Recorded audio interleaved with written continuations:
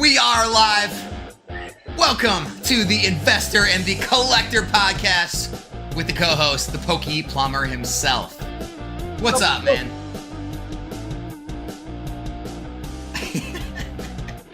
All right, what's up, dude? What's up, brother? What's How up, we brother? doing today, man? Good. It's gonna be a good show today. Guys, Nick says he brought some of the hardest hitting topics in the hobby right now, and we are going to discuss them. And I'm going to try to do so in a respectful manner because I don't want Nick getting any more messages saying that I'm hating on him. That Alex secretly hates me and wishes me dead. Secretly hates him. So what's up, dude? How are we starting things off this week? We got the hard hitting topics. You got them. I'm here for it. Yeah, man. The boom within the boom, right? The boom within a boom, guys. That is what we are experiencing right now. If you guys don't know what's happening, this is a boom within a boom. Yeah, the boom within the boom. Boom inception. The boom inception. I mean, are we just starting out, like rocking out? Like, what are we doing here? I guess so. What do we do here? We don't really have have rules here. We just kind of we just wing it, right? I mean, if anything, with everything that's going on, it just shows you how patience truly is key in this hobby, right? And at the end of the day, it doesn't matter what you're even buying, which is the wild thing, right? Of course, you're going to have certain sets blow up like no other, but there's so many people lying that said that they predicted Fusion Strike, right? Nobody predicted Fusion Strike. I talked to a lot of people, and not many people even have Fusion Strike cases, right? I have people asking me if I can give them Fusion Strike cases because no one predicted it. And this is when I always say, like, buy when no one's looking. Like Chilling Reign and Fusion Strike sat at $80 forever, right? $80, and nobody wanted it. In some cases, people got even cheaper than I did, right? And it just shows you that it doesn't matter at the end of the day. With enough time, you'll have so many new people come in. You're going to have all these new opinions. Then people love Gengar, right? And it just shows you the potential that a Gengar set has, right? Like I liked Fusion because I looked at Phantom Forces, right? And I thought Phantom Forces Full Art is one of my favorite cards ever. I think it's one of the best Gengar cards. But when I was looking at this Alt Art Gengar, I'm like, dude, this thing is stacked. And then it has the Espeon in it. Even though the pull rates were horrible, right? And that reprint that happened killed it even worse, right? And it wasn't like the biggest reprint, but there was a reprint. But it just shows you that if there is enough time and you have the patience and you can outweight everybody, right? Like in this situation, everyone sold Fusion when it hit $200 a box. Everyone sold Lost Origin when it hit $200 a box. Now it's like, holy shit, Fusion's at $450, maybe even $500. I don't know. But now those cases are a lot more scarce than you would think for a set that came out 3 Novembers ago. Is it 3 or 4? 3, yeah. I mean, dude, the funny part is, it's like what you said about Fusion and even Chilling Reign. Those were everywhere. And when we say $80, we're not talking about some like back end private deals. You could have logged on eBay and they were sitting there at $80 for the longest time. Open market. Anyone could have bought them. You didn't have to have a special deal, distribution, know any people in the hobby. Anyone could have bought them. I told a story how, I met a local store owner up from Facebook Marketplace. His entire SUV was stacked to the top with Fusion Strike, Battle Styles, and Chilling Reign cases. And he said, $480 a case, as many as you want. That's how it was back then. And so honestly, like, the fact that everyone already sold out, like you said, like the $180, $200, $220 range, it doesn't surprise me that they're running as much as they are right now because no one has them. What surprises me more is Lost Origin and Brilliant Stars and things like that, because those were everywhere like a year ago. They were just everywhere. They just had all these massive reprints. You could have bought as much as you want. It makes no sense. We were literally saying, hey, right now the clear-cut buy is Brilliant Stars and Lost Origin on Pokemon Center. And I said, I'm ordering, a couple cases every week, and I just keep ordering them until it sells out. And that's the funny part is it's not like me, you, everyone across YouTube, everyone said it. We Everyone all knew. agreed for once. Everybody was on the same page with that. Everyone was like, "This is buys," and then it sold off of Pokemon Center. And then the thing is, Brilliant Stars stayed at 1,000. It did nothing. And then so many people were like, "Screw it! I'm going to take my, my $30 profit after taxes and get out of here." And then lo and behold, look at Brilliant right now. It's on an absolute tear, along with every Sword and Shield set. It's one of the most, I mean, this is the stuff that I love to see. I think it's happening really fast because everyone was like, Sword and Shield isn't going to grow as fast as Sun and Moon. There's no shot that can happen. And lo and behold, Fusion Strike overnight hits $450. I thought Lost Origin was $300. You just told me it's more than that. So it's awesome to see Sword and Shield get the love that it deserves. I mean, I love Sword and Shield. I know how you feel, but like to me, Sword and Shield is a lot of fun for me because my daughter's opened more Sword and Shield than anything. So it brings back good memories. Bad memories chasing the Moonbryon. If you guys, which I did finally hit on the last breaks, which was crazy. On the New Year's 1/1, we hit the Moonbryon, and that's been the best card I've ever pulled on a break, man. That was fun. Yeah. But hey, Ethan from Celestial TCG, thanks for the $5 super chat. He said, "Whoa, is that Luigi from Timmy's Investments? Nick should be saying folks wearing that shirt." I agree. Where's the folks at, man? Folks. There it is.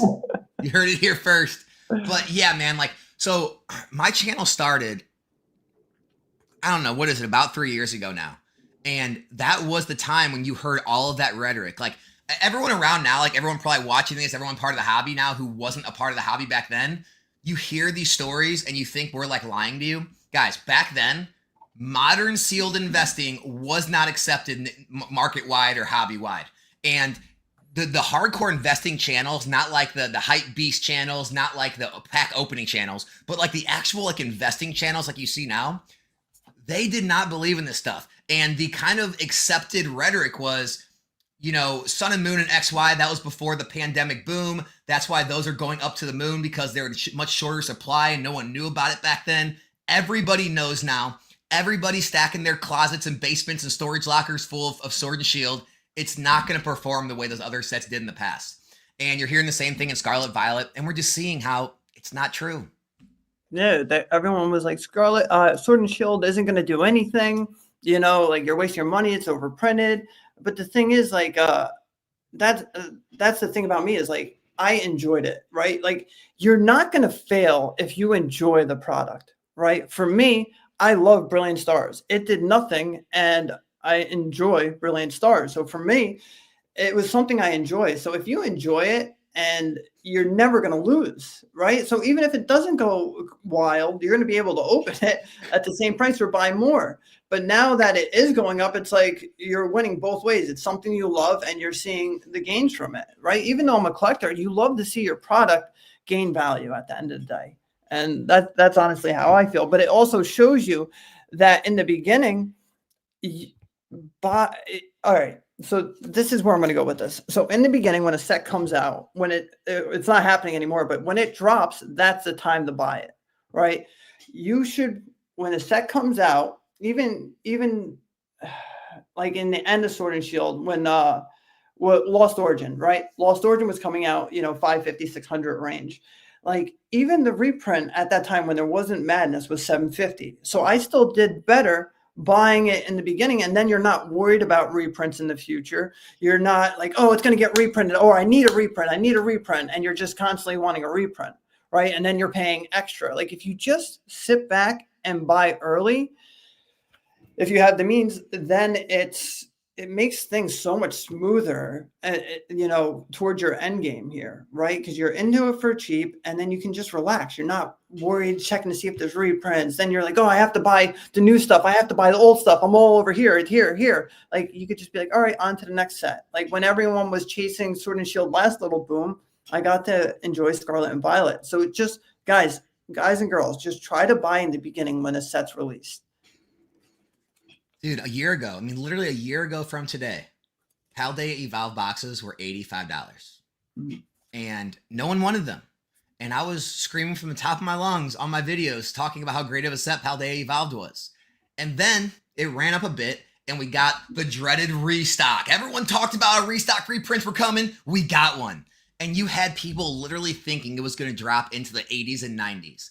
And I think it's a lot of this like almost PTSD from Chilling Reign Fusion Strike, because anyone that hasn't been around the hobby, the only time we've ever seen that ever again was Roaring Skies Primal Clash. Other than those two scenarios, guys, reprints have never been this Armageddon doomsday thing. It's been a normal flow of the market. You'll see some, products drop, they'll come off their highs, the singles will drop, things like that. They get eaten up because, remember, all the investors used to wait for reprints to move in. They say, I don't want dead money sitting there for a year or two. I'm going to wait, year and a half. When the reprints come, then I'll buy in. So they all buy in at that point. It sends the prices right back up. And Paldea just did it because the market's stronger, so it didn't drop as much as normal reprints do. But this idea that we're going to have this Armageddon scenario where Pokemon's going to just all of a sudden reprint every single set into the ground, all of these boxes are going to $100 again, it's just unrealistic at this point.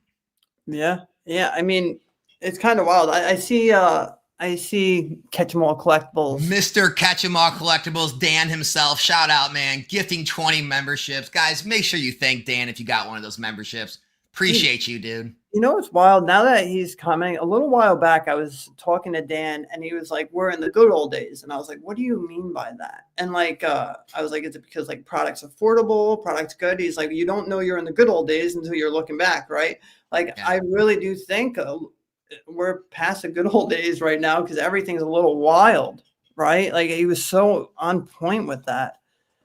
Rocket emoji. Wait, what are you trying to say? You're saying that when you talk to him, you felt like you were in the good old days, and now we're not? Yeah. So we were talking about the good old days, right? And I was like, how do you know if we're in the good old days? And it's like, now that I'm looking back at it, like even though it was only a year ago, that was the good old days to me, right? Because you were able to buy things at a fair rate, right? Right now, everything's a little too wild.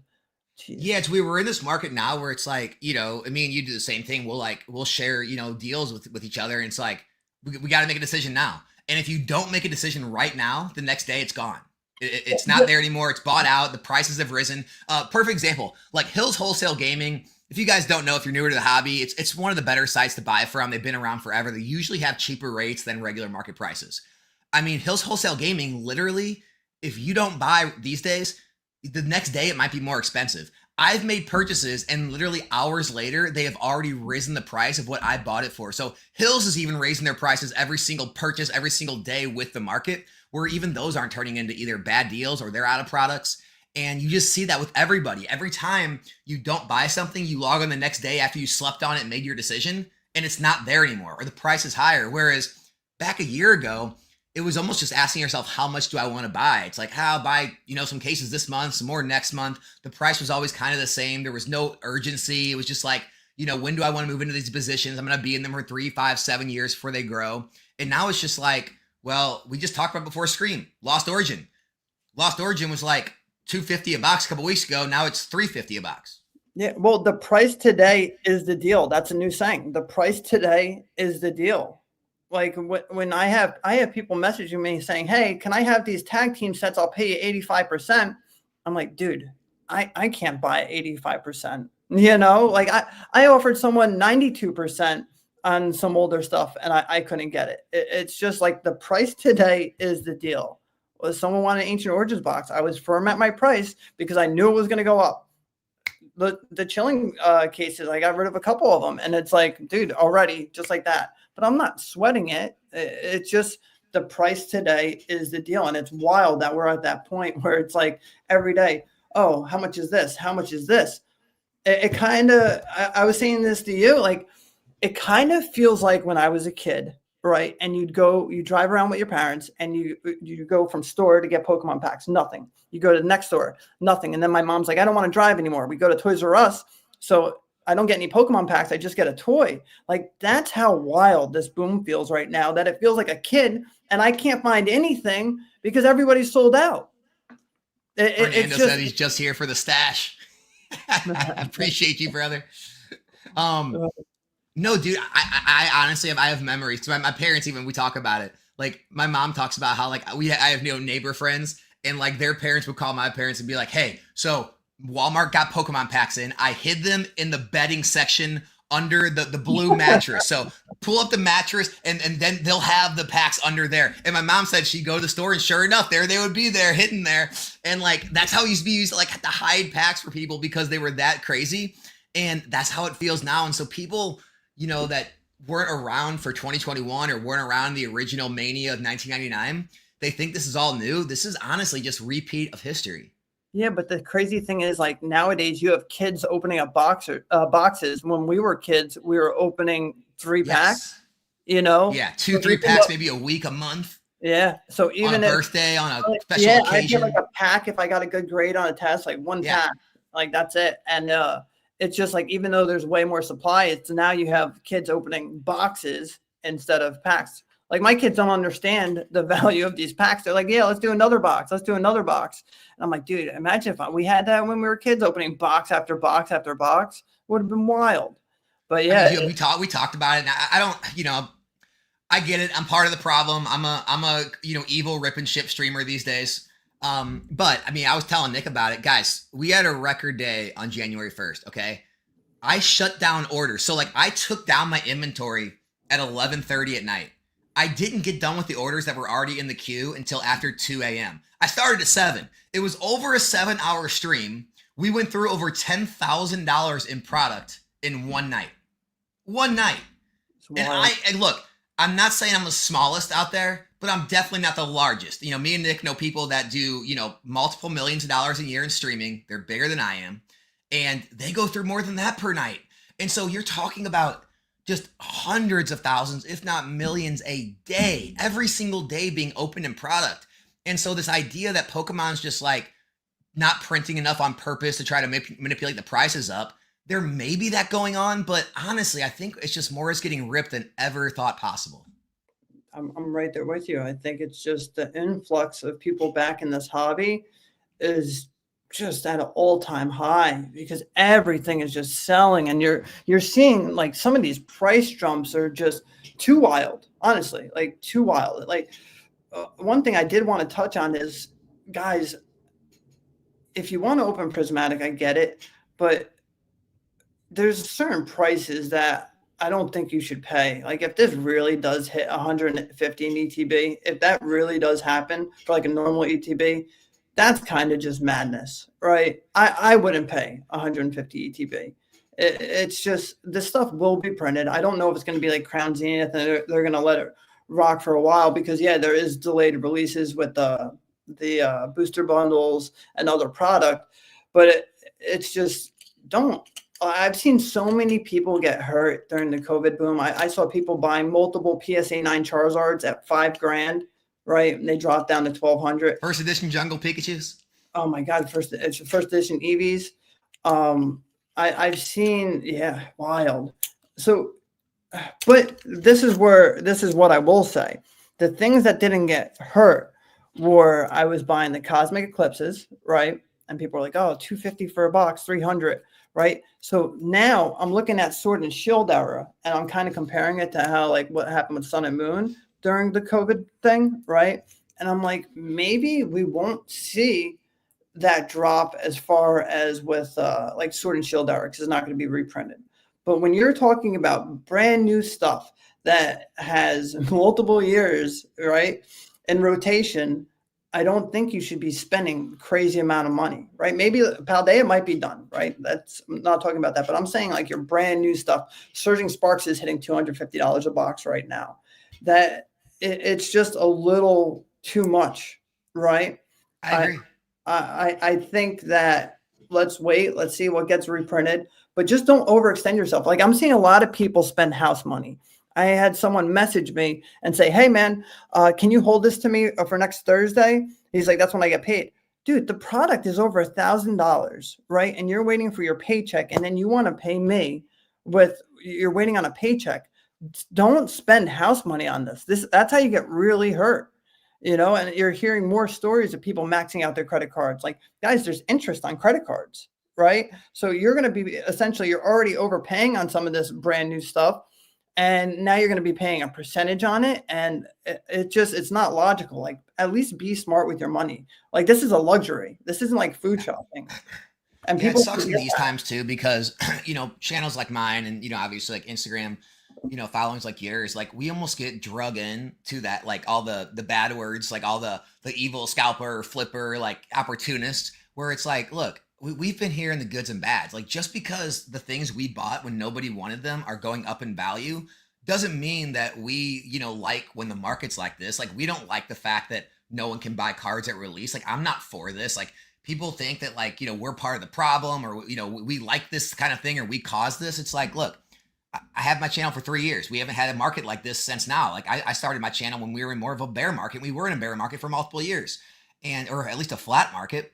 And so yeah, I'm with you, man. Like guys, if you're not running a business, if you're not doing rip and ships, if you're not trying to make quick plays on it, there's just no reason to buy the product. As long as you're patient, you'll be able to collect the cards cheaper, most likely in the future at some point. I can't say 100% because who the hell knows at this point, because look at 151. So, but you should be able to find Prismatic Evolutions cheaper in the future. You should be able to find the cards cheaper in the future. I'd like to say go collect the sets that are still cheap, but heck, I mean, the cheapest thing out there now is Scarlet Violet Base, like Stellar Crown, Paradox, Temporal. They're all like $130 too.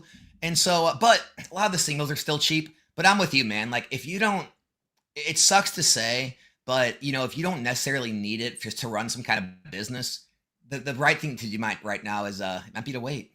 Yeah, yeah. I mean, I see it affecting people's business. I'm not going to say who it is, but he's like really big into slabs. He sells slabs, right? And no one's trading. Like people are offering to buy it 100%, so he has to sell it.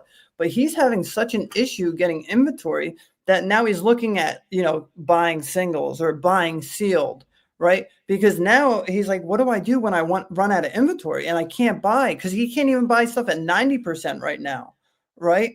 So for the businesses now, they have to, come out with, he's like, I don't want to pay 100% for an item and then have to sell it for 110%. I've never been that way. But as far as a lot of businesses, I see people like struggle with that. If they don't have the product, now they're going to have to ante up, come out with more money, and then they're going to have to sell for the 110%, right? Yeah, and you know what? Let's talk about Japanese, because I know like we joke about it. I'm like the guy against Japanese. You're for it, but like I want to get real, guys. So I want to give everyone my honest take on Japanese, and this is why I'm not for it. Okay, if you go look at how the biggest percent gainers during times of like bull markets, they're not the Walmart brands, right? They're not the mid-level brands like the like middle. They're the high end, right? Go back and look at like when everything was booming in the stock market before this boom. It was things like Versace. It was things like it was like the creme de la creme. It was Rolexes. It was all the like the high end, exotic cars. Like it was all of the high end stuff does the best in bull markets. Okay, and so that's why I like to stick with English, is because English is the gold standard. Like it or not, look, there's a portion of this hobby that loves Japanese. That is their first choice. And I'm not taking anything away from them. However, I've already seen it in the chat. There is a larger portion of this hobby that truly wants English, but the only time they go to Japanese is when they feel English got too expensive. And they'll say, this is too much, I'm going to go to Japanese. And that's why you'll see Japanese start to run a little bit, is because people are moving from the English market. However, if you look at those Japanese sets compared to English sets, on average, I'm not saying every single one, on average, the English is still moving more percentage gain wise, because that is where the majority of people's first choice is, right? I'm not saying everybody. I know some people love Japanese and that's their first choice to collect, but a lot of people move there only because their first choice is too expensive. And then what happens when Japanese gets too expensive? They'll move to Korean, they'll move to Chinese. But again, that's their third or fourth choice. And then what happens is when everything stabilizes, everything comes down in price, they'll leave the Chinese and Korean. People will leave the Japanese, come back to English. The true collectors will still stay there that love it. But that's why I believe in English so much more, is because it's the majority of the hobby's first choice. And that's proved by sales. You can look at, sales, you can look at demand, price points, that you can clearly see that is where the most amount of demand is in the Pokemon hobby. No matter if Japanese was created before English, none of that matters. And so that's my honest take on it, guys. It's not that I hate Japanese. It's not that I'm not for it. I'm glad you can collect it. I want you guys to do well with it. But that's why I still believe in English investing as number one. So give your take, brother. Dude, nice Umbreon, by the way. PSA just got here. I heard banging on the door, and I'm like, what? Who's banging on the door? Well, I mean, what's your take on the whole situation? On Japanese, Yeah. bro, you know how I feel about Japanese. I like Japanese. I Well, I know. do. I mean, it's like investing wise, like Japanese to English. All right. So English is always going to be number one, right? But I said that with all this English going wild, there was going to be an influx in Japanese product, right? And Right. I did buy a lot of Japanese 151, right? I bought a lot of terrestrial. Like if I really like a set, like I've always bought Japanese. I always bought Japanese so I could open it before I open the English, right? So like when a new set comes out, I buy it because I want to see what's in the set prior, right? I've been doing that since Ultra Genesis, right? And I've always been a fan of Japanese because I think the QC is beautiful. I think the hollows pop way more. But as far as, I mean, if I'm looking at your perspective from selling standpoint, I guess it could be way more tough because I know a lot of people that bought V-Star Universe at $85, $90 a box. And that was how many years ago? And then I know people that bought Shiny Treasures that didn't do too hot. So when I like to buy cases of Japanese, I have cases of, 151. I have a case of Eevee Heroes. I have a case of Lost Abyss because it was reprinted and it was pretty cheap. Lost Abyss is the equivalent of Lost Origin, right? Paradigm Trigger. Well, I mean, speaking of 151, because I think that's a good one right there, dude. Is not to cut you off, man, but that was one that was like everyone was all about the Japanese version. They said the English wouldn't perform near as good. The Japanese high class. That's where it's at. I didn't You hear need to anyone say go. that English wouldn't be as good as Well, Japanese. I mean, I'll just I mean, the majority of my comment section, the majority of the discords I was in, the majority was agreeing that the Japanese 151 was the play over English because you couldn't buy booster boxes. It was just ETBs and other items. And I understand Japanese went through more reprints, but the ETBs are about the same percentage gain, if not more, than the Japanese box. The PC ETBs and UPCs have blown away the percentage gains on the Japanese. And so, I know it's a game of like what price you got in. Well, I have a direct supplier from Japan. I got them for $30 or $40, whatever. Yeah, but like the majority of people didn't, and they bought in, even if they got in early, $50, $60 a box. English just has performed right up there with it, and that's with like one of the better Japanese sets.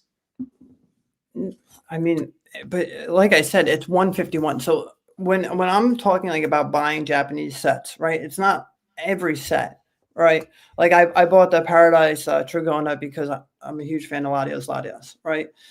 But in certain big sets, like your Terrestrial Festival 151, that's what I personally do. Like I'm saying, all right, I'll buy those because I know I'm going to buy English of everything else.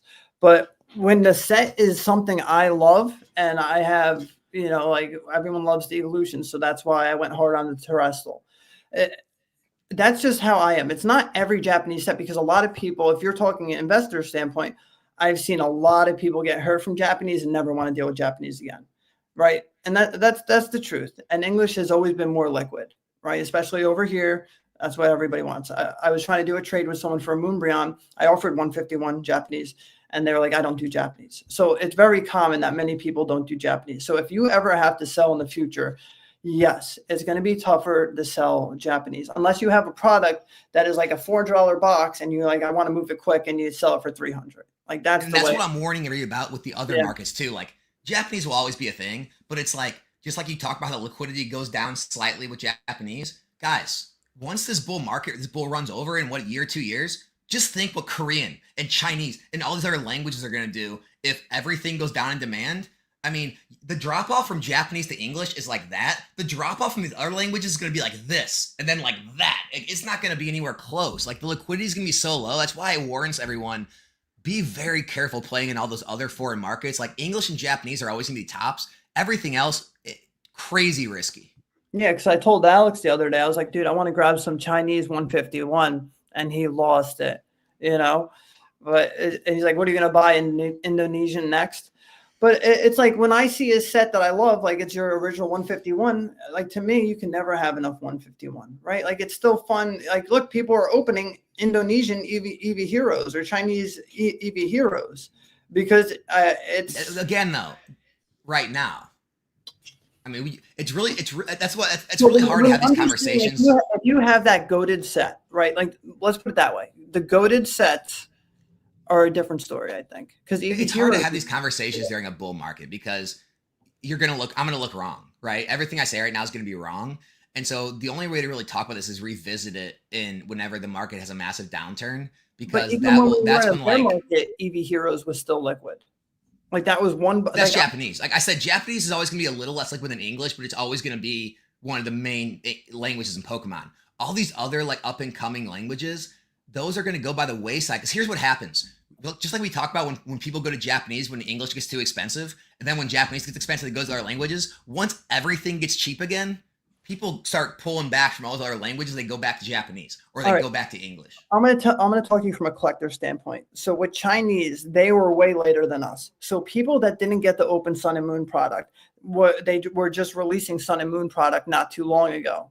Right. So you were able to open Sun and Moon product again at an affordable rate. So for a collector, that was awesome because they were opening Chinese. Like Chinese just came out with like Fusion Strike a little while ago. Like there's a lot of new collectors in here that never opened Fusion Strike. So now they can buy it for cheap. I understand where you're coming from, but I'm saying from a collector's aspect, Chinese is good because they were so far behind that like, dude, even I bought some, I don't even know what they're weird. They're like a letter and a number. Like I was buying those sets that had like the Gengar Mimikyu in it, the Latios, and they're stacked.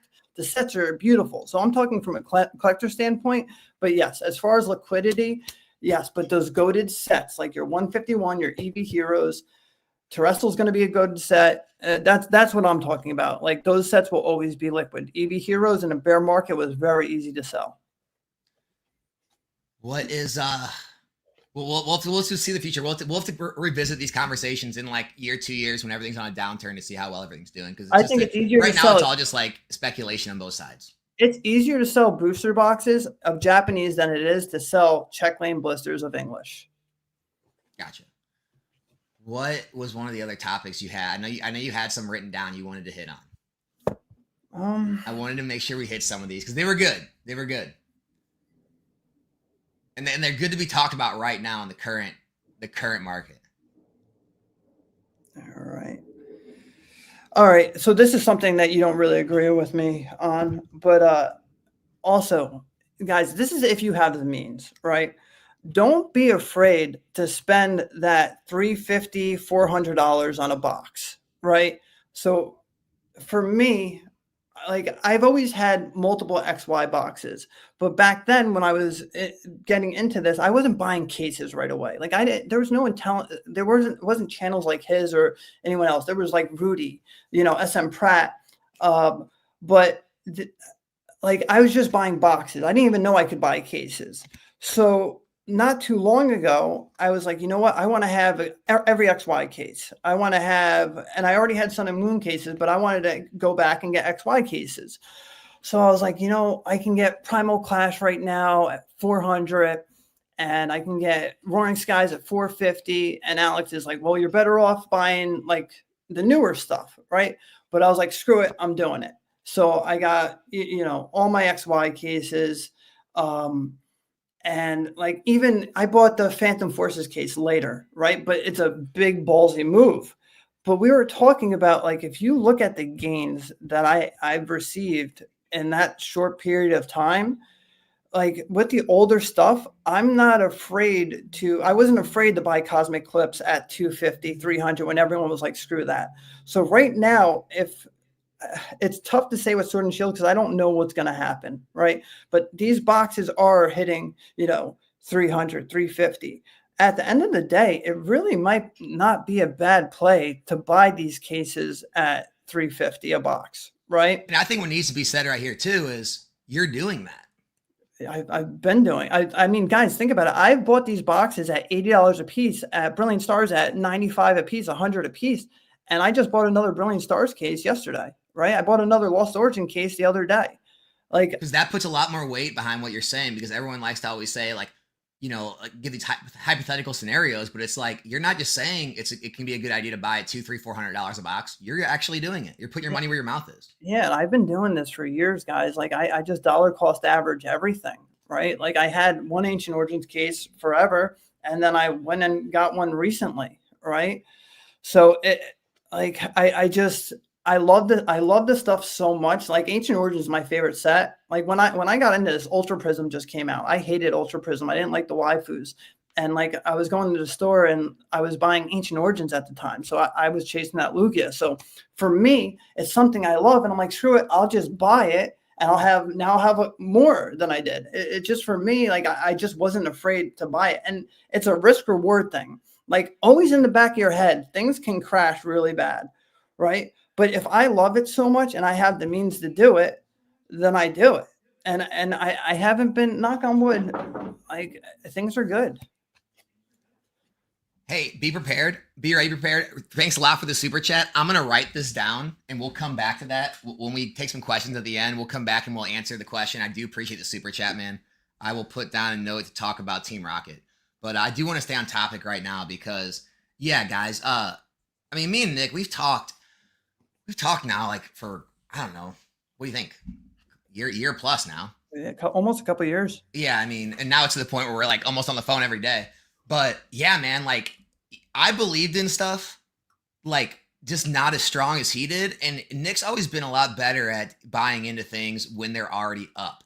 Where that's one of my weaknesses. Like once I see things, go through that massive move and I have my positions, I just kind of sit on my positions. I don't sell. I just sit on what I have and I move on to the new stuff. Like, I was still buying Paldea Evolved and I guess what time was that when you were doing that? Paldea, maybe just buying every single Scarlet Violet set, SV base, Obsidian, 151. I was still just putting money into Scarlet Violet while he was going out and just like stocking up on XY and Sun and Moon cases and boxes. And it worked out much better for him because he wasn't afraid to buy in at the already, high prices. And, looking back, it worked. It's just for me, man, it's just, there's a different level of risk when you're buying in at higher prices, I think. Yeah, like arguably, like you can say what I did grew more than the newer stuff, right? It has. I mean, a lot of your stuff has. Maybe not all of it, but a lot. Yeah, I mean, at the end of the day, it's like, because I'm a collector too. Like I just wanted to have it, right? Like these sets are nostalgic for me, right? Like I just didn't know back then. No one knew, right? Like no one had any idea. It's just, I just wanted to have more. That's it. Did you see Danny Phantom's video saying investing in Pokemon doesn't work? Guys, look, many people have said that over the years. I've been in the hobby for. I watched his video. He didn't say that. Yeah, even if he did, it doesn't matter. Like, guys, look, it doesn't matter what anyone says or anyone's opinions are. The fact that you can look back and see that every single booster box is more valuable than when it was released, that's proof. It doesn't matter what I tell you. You don't need to come to my video or Nick's, videos or anything and like have us try to convince you. Just look at the data. It's there. I don't know what else to say. And then there was this question goes along with what we're talking about. So Matt says, when will loose packs catch up to ancillary product? Or when will loose packs and ancillary product catch up to booster boxes? Same with singles in those sets. So with these older sets like we're talking about, Sun and Moon XY, even as Sword and Shield gets older, never. The answer is never. Right? Loose packs will never carry the premium booster box do, and singles start to actually, I've talked about this in a recent video if you saw my channel, they start to split off from booster box value and sealed value around this time when they start to reach that 3, 4, 5-year-old range. And that's why you'll have a lot of single collectors get upset and they won't understand. They'll start to say things like, people are overhyping this, it's overvalued, it's not worth the money because of the expected value of the cards aren't there. Where people don't get it, the box itself is the collectible at that point, right? Nick doesn't have those boxes behind him. He doesn't have a flash fire box because he's crossing his fingers. There's a secret rare Charizard in there. He has a flash fire box because he wants a flash fire box. And so as the boxes get older and it's harder to find mint ones, sealed collectors want the box itself. They don't care about the cards inside or what the value of the cards is, even the grading of the cards inside. So no, it'll never catch up. If loose packs start to get close to what the booster boxes cost, the booster boxes go on another run. We saw that with Evolving Skies sleeve packs. They ran up and then boom, Evolving Skies boxes ran up again. They're always going to have a premium to other products. I'll say one thing too, but I just want to give a shout out to Benjamin. I love that dude. That's the homie right there. Hold on. Give me a second. Go check out his I've stream. amassed hundreds of modern cases in the inspiration of these two gentlemen. Love you, Nikki. Dude, Pokey Dabbin, appreciate you, brother. He sends me pictures. He's killing it. He's killing it.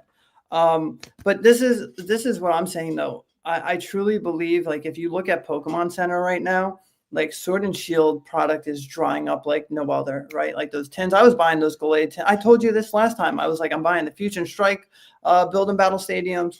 Like, dude, there's almost no Sword and Shield product left on there. So when that dries up completely, I think we're going to see a huge, because everyone can still buy packs of Lost Origin for what, $4, $3.50.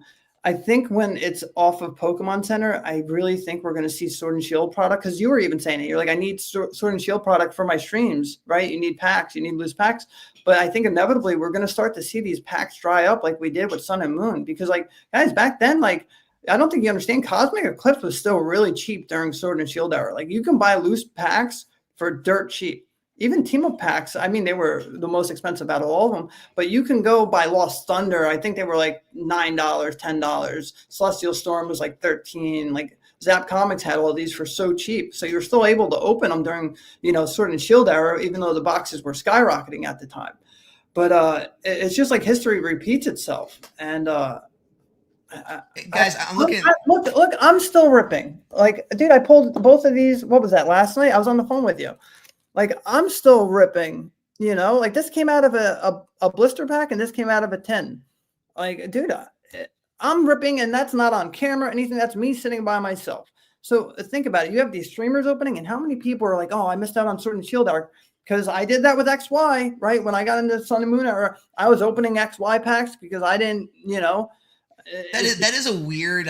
It's the same thing. It's a weird belief that people have. Because I'll see that in my comment sections a lot. People will be like, once the cards or the boxes or the packs get so valuable, no one's going to rip them anymore. It's like, dude, people rip everything all the time.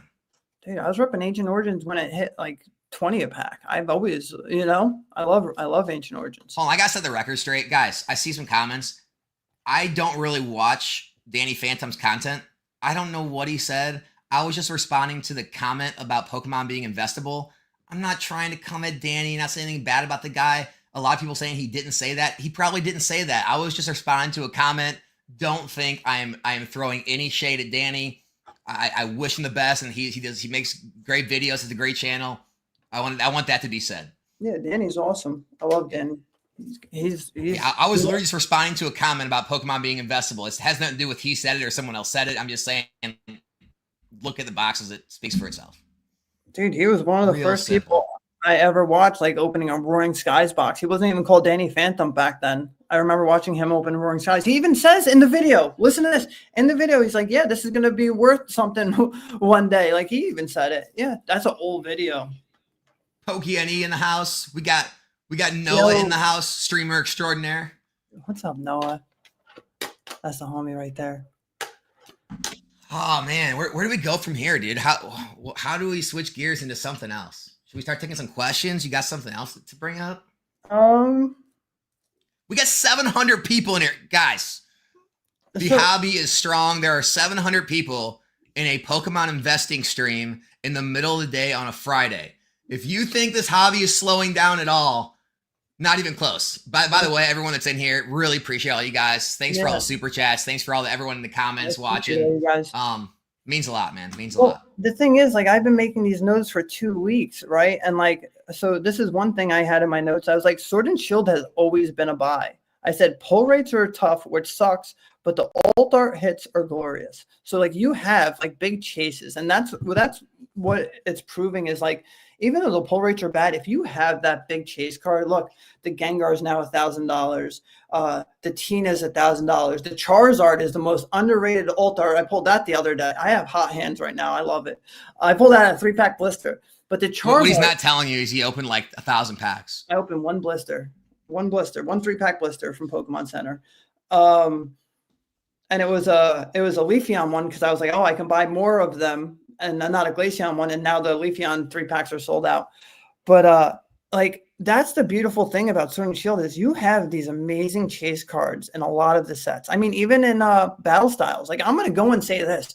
Battle Styles at 143 on Pokemon Center isn't a bad buy. Like, the Sleepy Tyranitar is one of my favorite cards. I pulled out my third pack. Oh, that's such a good card too. It's so off-centered.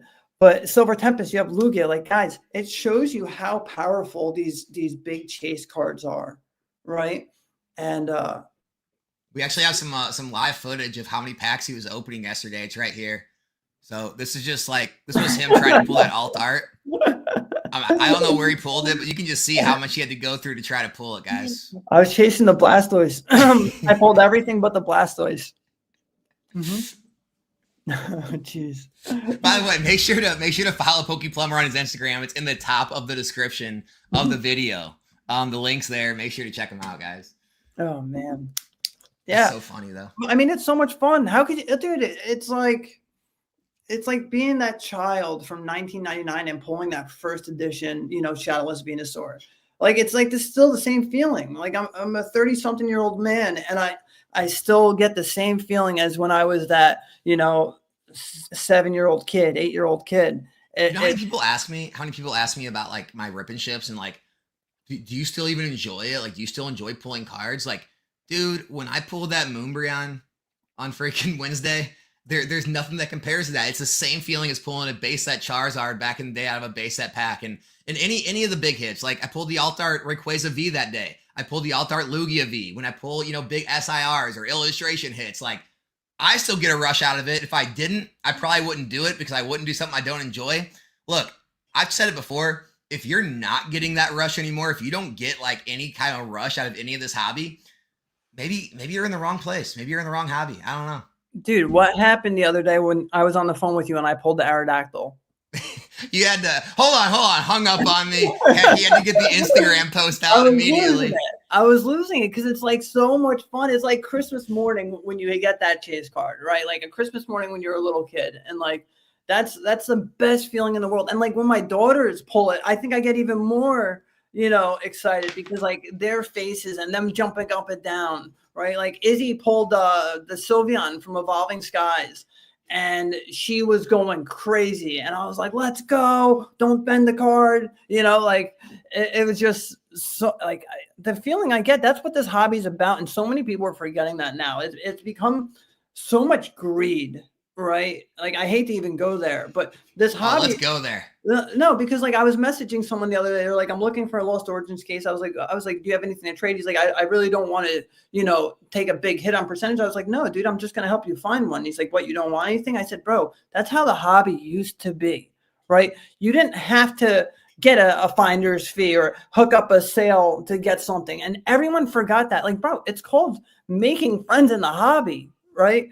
You don't have to get something from someone for every little deal that there is. And it's just non-existent anymore. And that sucks because that was one of the best parts about this hobby. Like, hey, buddy, I need this. Can you help me find this? Yeah, I got you, dude. Boom. And it's like, oh, thank you. I'll look out on the next one. And that's how you create connections. And then when you finally do need something, that person will help you out.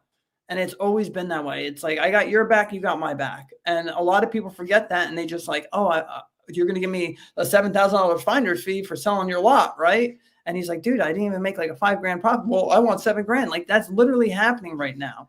And I don't know. There's two sides to the story. I won't get into that. But dude, it's just like what happened to friends helping friends. It kind of sucks. I hate to even go there too, but that's one of the things I found out in this hobby very quickly in my first, I would say, one and a half years on YouTube is there's very few people in this hobby that you can truly trust. And what I mean is trust they're telling you the whole truth. Trust they're not going behind your backs, talking crap about you or making like, different back end deals behind your back. Like trust that you can, they got your back. Like it's very hard to find people you can trust, but not just in like the business side, but like just in like the friendship side in this business. And I went through a lot of that, like when I was just starting out, like just a lot of backhanded BS things happen.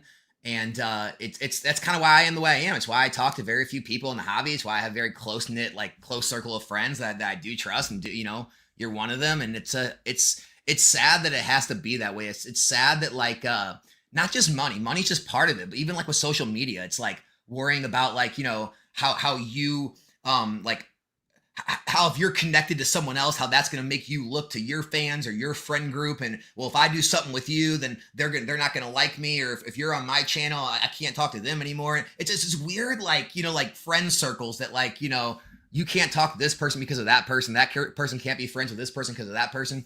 It's very strange, man. Very strange. It's like worse than high school.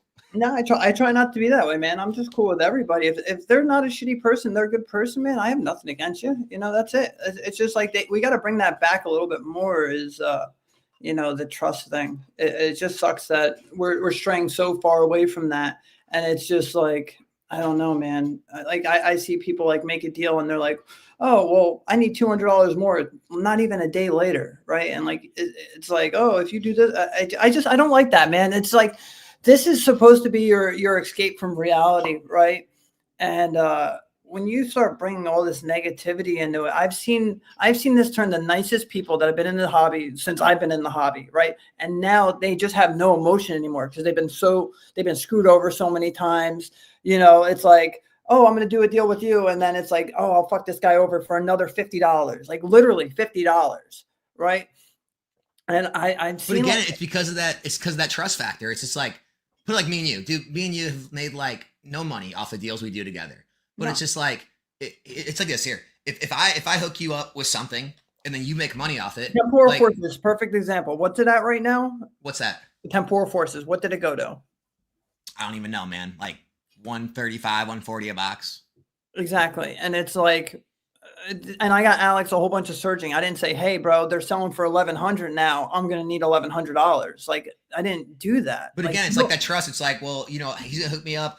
He'll hook me back up down the road. I'll hook him back up down the road. And it's like you just play off each other. And it's like everyone benefits in the end. When it all comes down to all this, like, well, how much can I make off that? How much did he make off that? You're trying to like, watch everyone's pennies and trying to penny pinch everyone. Dude, it just like, it gives you a bad taste for the whole hobby and deals and everything. And then now we're in this world where everyone's wanting to like cancel pre-orders and get one over on you. And, even when you were there buying all the sets nobody wanted and guaranteeing them 10, 20, 30 case orders, now they're coming back and saying, yeah, I can't even get you a case or two, bro. It's just like, wait, what happened here? This is how I realized it's so bad because this guy bought a case of Chilling Reign from me, right?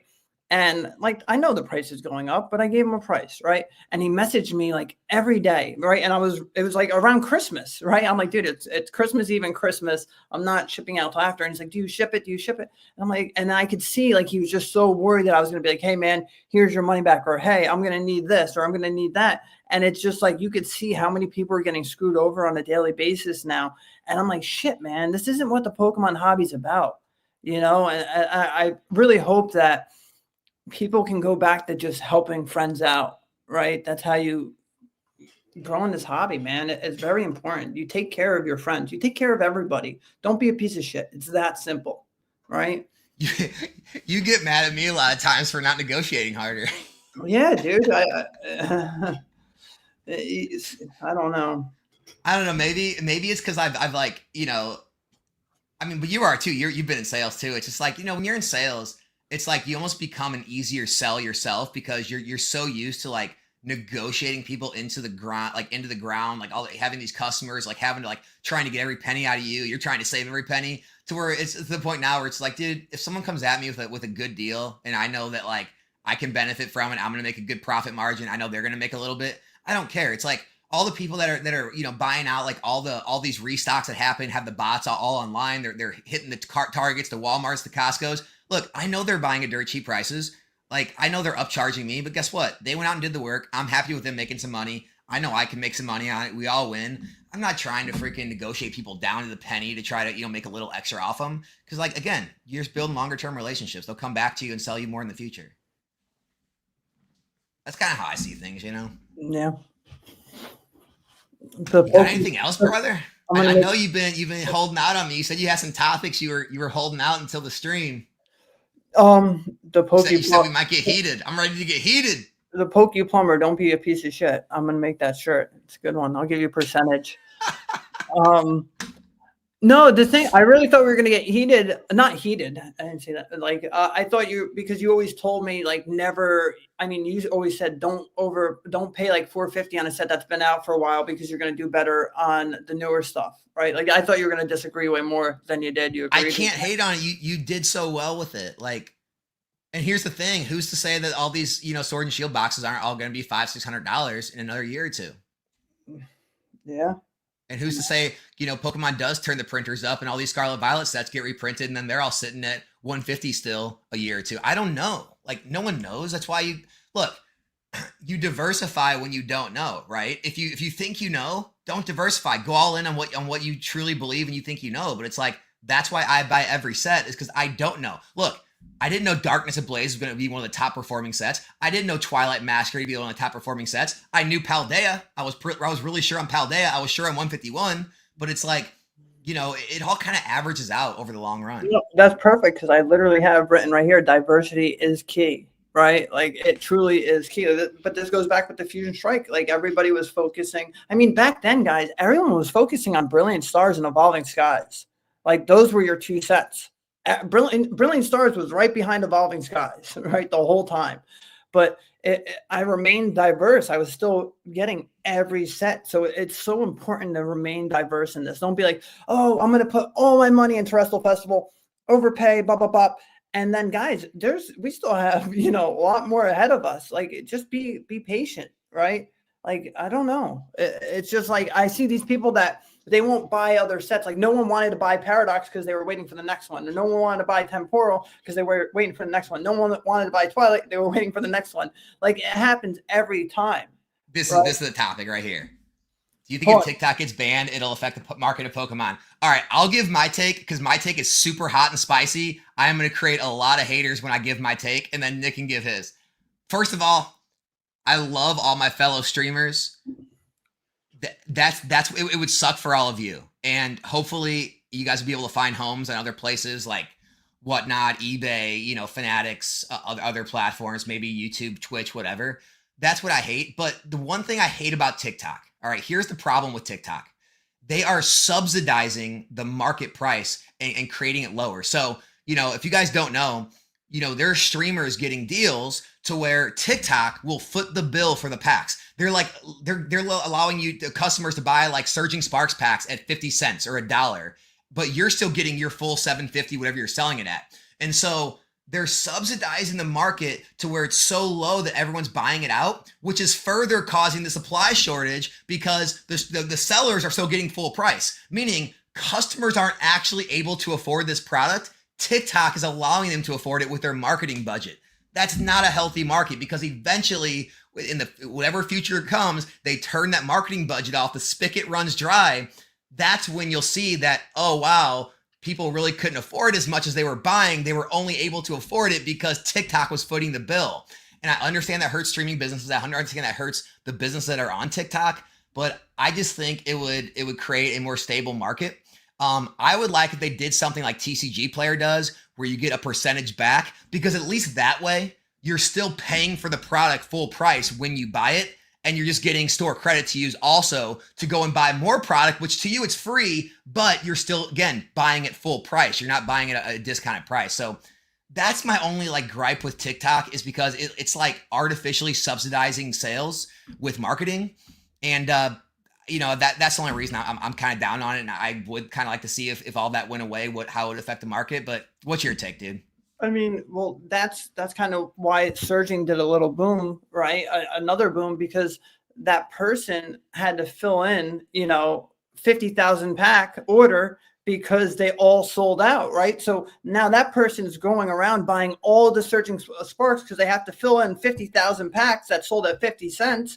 So now Surging Sparks drying up even more right now, and that's exactly what happened, and that's why it boomed. Like, I mean, it's at 250 now because it just keeps, I mean, TikTok, I have one of my really, really good friends, like his whole business is on TikTok, and he's one of the people that aren't a piece of shit.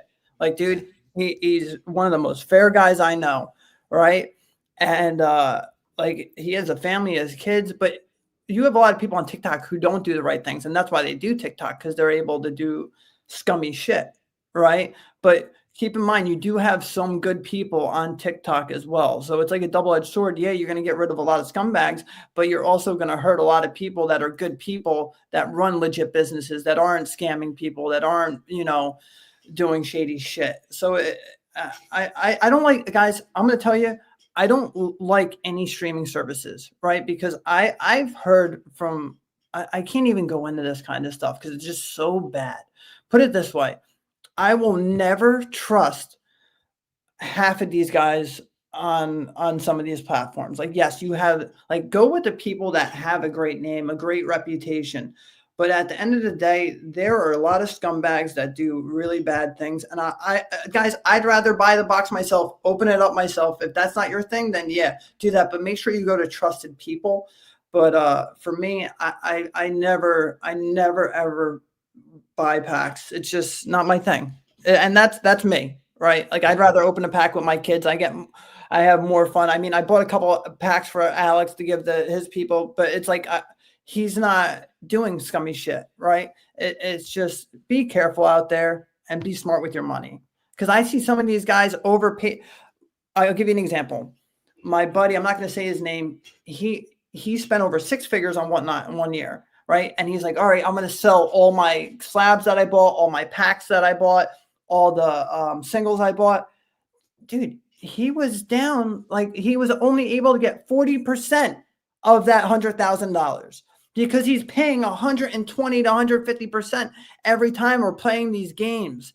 And he's like, well, the guy that sold me half of this is going to buy him back for me at this number, and he's going to grade him and do this. And I'm like, bro, it's because he made so much money off of you.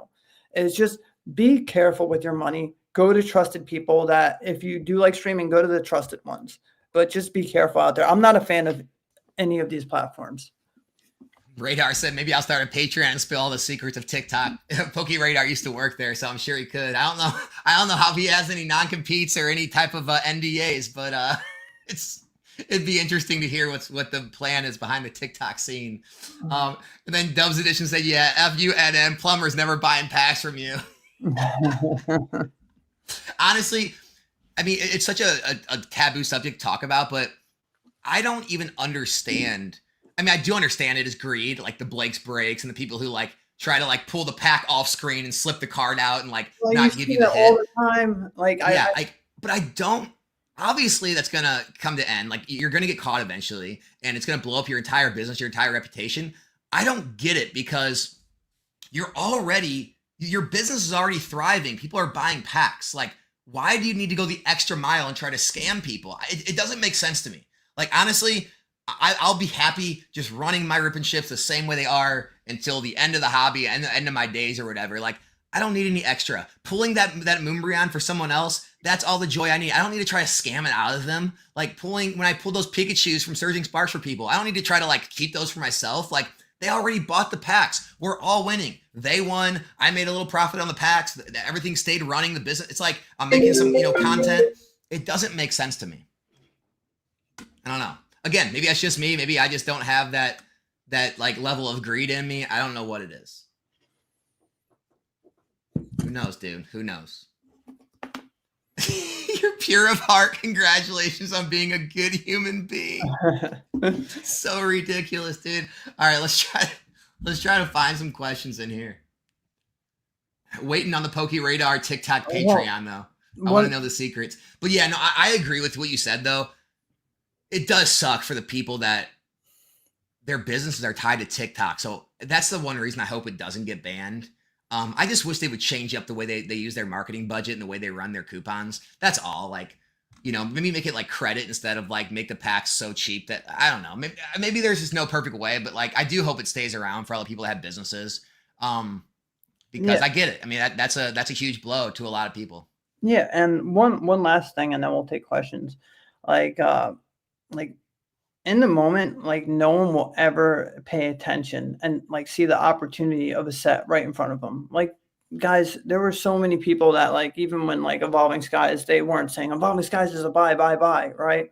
Like, you have to stay in the moment and really look at a set and see if you love it, right? Because it's like these things happen so fast. When 151 came out, it wasn't like going crazy. Everyone wasn't saying 151 is going to be the next, it's just like, No, everyone said I'm going to wait for the reprint. Yeah, it's like, I know, where's the ETBs? We still don't have And any. when Evolving Skies was out, it was $180, and everyone said, "Oh, it's another reprint's coming. I'm not paying $180." Yeah, everyone told me I was nuts for buying cases of those. I was like, screw it, because I'd rather, it's a risk reward. I'd rather, if I'm okay with being, at $200 a box, than not getting it at all, right? Like, and if they come out, I'll just dollar cost average and buy them again. And that's what I did with Cosmic when there was a rumor reprints were coming, and I was like, cool, I'll still buy them, and when they get reprinted, I'll grab those too. And Cosmic, we had packs in the RCS boxes, but we never got booster boxes, right? And look what happened with Cosmic.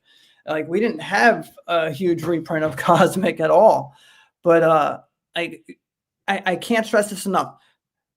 Find something else you like that no one's looking at, right? Like, nobody's looking at battle styles right now. No one. It's just sitting on Pokemon Center, and there's a shit ton of it.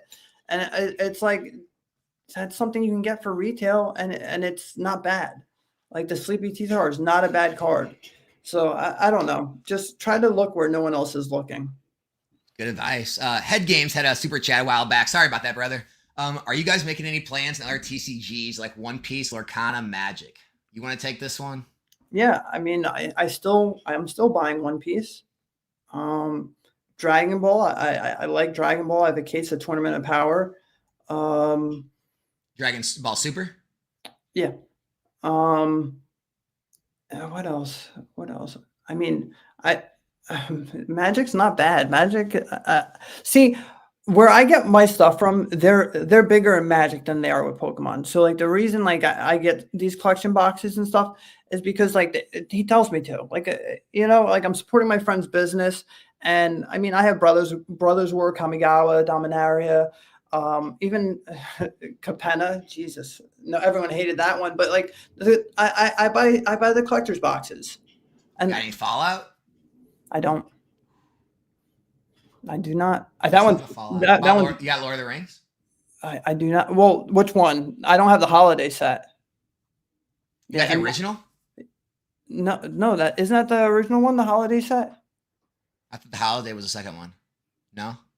And then there was a third one. I'm not going to pretend to be a Magic expert here, so don't. If you say it's not, I believe you. Like, my favorite one is Kamigawa, because, like, I went to the pre-release and, like, they taught me how to play Magic and everything. It's fun to play. I mean, I don't mind it. But yeah, those are One Piece, Magic, Pokemon. Oh, sorry. For me, I mean, no. I mean, I watched a lot of Rudy's breaks when he was breaking Ultimate Masters back in the day, and so I just kind of got one of those boxes for, like, memories. And then I was invested in One Piece when it was brand new and no one knew about it. And then, a lot of my positions saw, like, anywhere from, I don't know, 3x to 10x growth. And so I took my profits on those, all of, like, the Blue Bottom, Romance Dawn and Paramount War and all those. And I haven't went back. I just, honestly, at this point, I'm just so busy in my Pokemon business, my rip and ships, my content, and investing in Pokemon that I just don't really have time to, like, understand enough about all these other TCGs and put it in the front of my mind. And so that's why I just don't put a lot of money into those things. But I mean, again, there's an opportunity there. There's opportunity everywhere right now. It's just, you only have so much brain power, so much time. And mine, unfortunately, is spent on Pokemon. So, be ready, prepared, though. Back to your question, bro. I told you I'd come back to you. Thoughts on Team Rocket? What do you think, man? I mean, is it a specialty set or an ETB? I mean, apparently that doesn't matter anymore. If it's a booster box or an ETB, that doesn't matter anymore. No. After seeing Prismatic and 151, has changed everything about an ETB. I mean, no, Hidden Fates was wild. But now it's just like, you see, like, especially Pokemon Center, like, dude, those boxes are just performing insane. I get it. So what I do is, like, every set that comes out, if it's not a specialty set, I get one case of everything. Like with the Temporal Forces, I had one of the Walking Awake one, and then I think it was Iron Leaves. Like, I get a case of each one for PC Center. And like Surging Sparks, I got a little more than that. But yeah, where the hell am I going with? I'm like pulling a Biden. Oh, Team Rocket. Sorry. dude. Nick's somewhere down the No, pipe fighting Bowser right now, my, guys, in my, his mind. my, no, my son's teething, so I'm up at like 3 times a night at like 3:45, 4. It's horrible. But Team Rocket, I mean, I don't know what's in it. It's Team Rocket, so it's going to be an epic no matter what. I don't know what's going to happen if the market remains this wild. If it's a booster box, I wouldn't be surprised if it's like doing what Surging Spark is, but out of the gate at $200. Like I don't even know anymore because you have all these big companies saying they're no longer doing what's it called? Not market price, wholesale. Like they're done doing wholesale. So I'm seeing that from a couple stores now that I've been dealing with, and like I'm getting told even on the next set, he's like, I don't know if I can, like, I have so many sources and I have these sources. Like they used to tell me like booster boxes are not an issue. I can get you as many booster boxes. ETBs are the tough part. Right. But now with booster boxes, they're like, I don't know how many booster box cases I can get you. And thank God I have so many connections, but I don't know what's going to happen. Like all these huge people, this is like the common denominator here. I'll tell you guys, you have people that spend $1 million a year, maybe more on product, right? And some of these people are getting like 100 ETBs of Prismatic, right? This other streamer is getting 100 Dude, there's no ETBs way. of 100 ETBs of Prismatic, right? This is what they told me, right? You know the people. So out of those two people, then the third one is getting like 130 ETBs. So I don't know if it's bullshit or what it is, but I don't know. I just hear that everything is just not how it used to be. So the point of this is Team Rocket's probably going to be insane. I don't know because everything's just insane and nothing makes sense anymore unless people are trying to hold more product or what they're doing because they're seeing how the growth goes. But if the market's still the way it is when Team Rocket comes out, it's going to be horrible. Just like this Prismatic's going to be horrible. Yeah, and I hate the fact that like I'm having to be the more like negative person in the hobby these days, because I've basically made my entire channel off being positive and being bullish and talking about the opportunities. And so it's like, being the one on the other side of the fence, lately in some of my videos, it's hard, but I have to be real. I have to keep it honest, like how I see things. And guys, anyone that hasn't been around the hobby very long, understand that things can change in an instant. Just like you just seen Fusion Strike boxes go from like, 200s to $450, just like you saw all these crazy moves happen, the crazy moves can come on a downturn too. If you have a perfect storm of demand level off, okay, and start to fall, right? And then at the same time, just like what happened in 2022, Pokemon start reprinting massive amounts as the demand's falling, the supply's getting reprinted. You'll have Shining Fates scenarios. You'll have, Darkness Ablaze, Vivid Voltage ETB scenarios. You'll have the Battle Styles or Chilling Reign scenarios. Like, you can have that return. It's not out of the question. And so when I see things in my comments like, well, that box will never be that price again. If you're saying that about things in like Sword and Shield, Sun and Moon, XY, it's more likely, but at the same time, downturns can affect those too. And they can still drop 10, 15, maybe 20%. But with Scarlet and Violet specifically, do not think that is not possible. Like, do not think, 9 months, 12 months, 15 months, whatever, 18 months from now, you might have demand falling off and you might have more sellers than buyers. And then at the same time, Pokemon says, we're going to do massive reprints of this, and this set. And you could see boxes literally go from $180 back to 100, 110. That can't happen. And so just don't get over your head. And also, if you have a shorter term mindset, if you're asking what you should buy for the next 6 months, a year, you're not doing this right?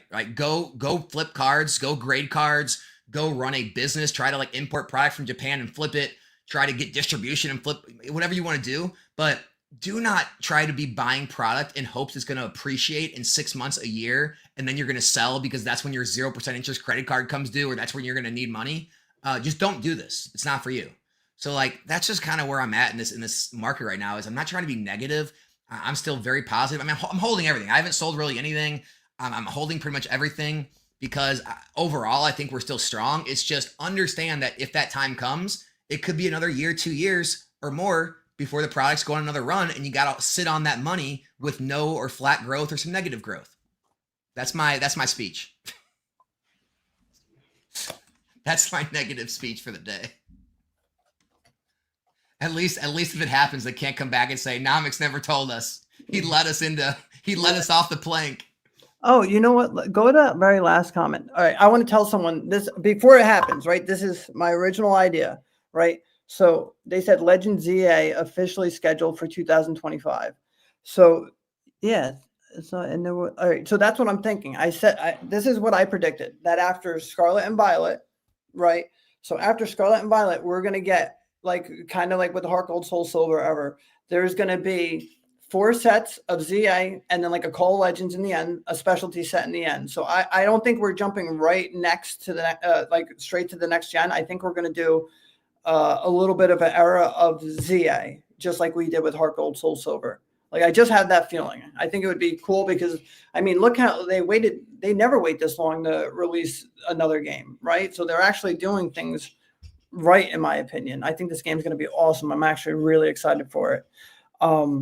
But that's really what I predict. I think that we're going to have 4 sets of ZA, and that's going to have all the megas in it, and we're going to have another little like mini XY, and it's going to be awesome again. Like, oh man, if they do that, I'd be so excited. Oh my god, that'd be awesome, dude. Hey, Gaze, thanks for the super chat, brother. I appreciate you, man. That'd be so sick. Food for thought. Thanks for the super chat, dude. Think there'll be a Gengar SV set. Gengar SV set. I mean, he was in Temporal, but it was just like a full art and Morty's Conviction. I don't know, man. It's a good question. I mean, Gengar is one of the most popular Pokemon. Yeah, because you had him in Team Up, you had him in Phantom Forces, you had him in Fusion, and then you had him in Temporal. Is Blooming Waters the most obvious buy the dip potentially ever? Do you see the videos of that? I don't even know if you're going to be able to get it. Like, Costco in Canada has been a madhouse. I personally don't think there's going to be that big of a dip. Could be a hot take. Here's the thing, guys. These are all hypothetical numbers, but let's just keep it small numbers because I don't want to play big numbers.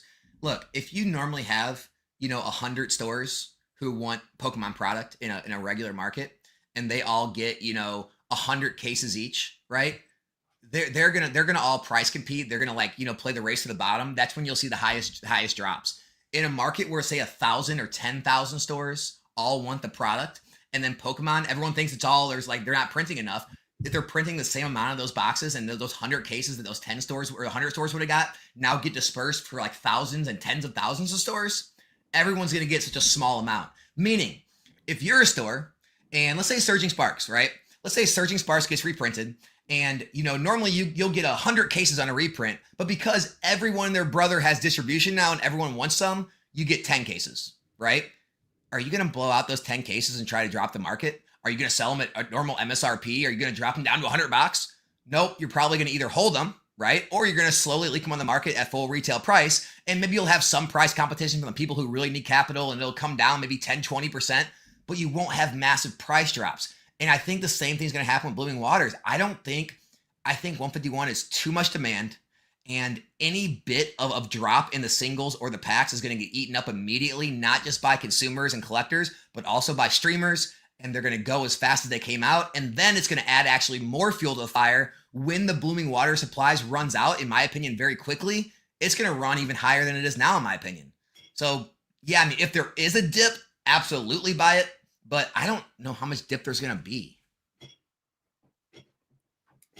I mean, I'll tell you guys right now, I'm selling 151 packs, like 10, 1050 on the streams. They're still usually, most nights, the number one pack ordered.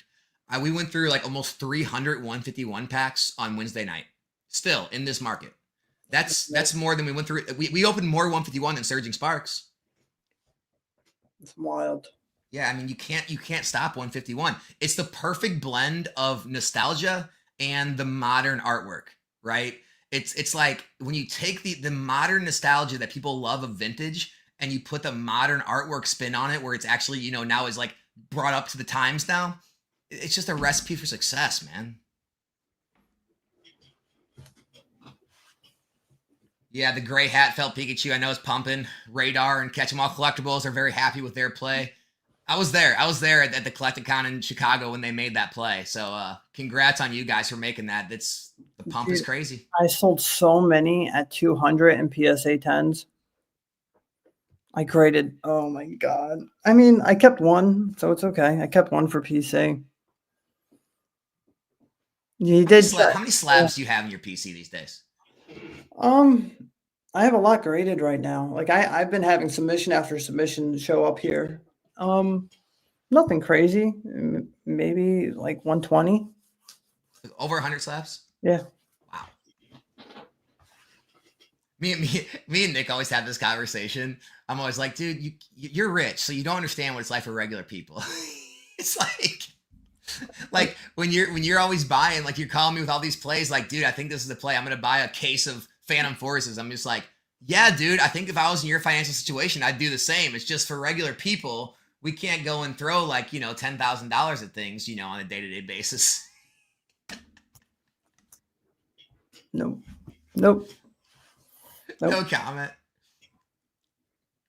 Just a humble plumber, my friend. He's so humble.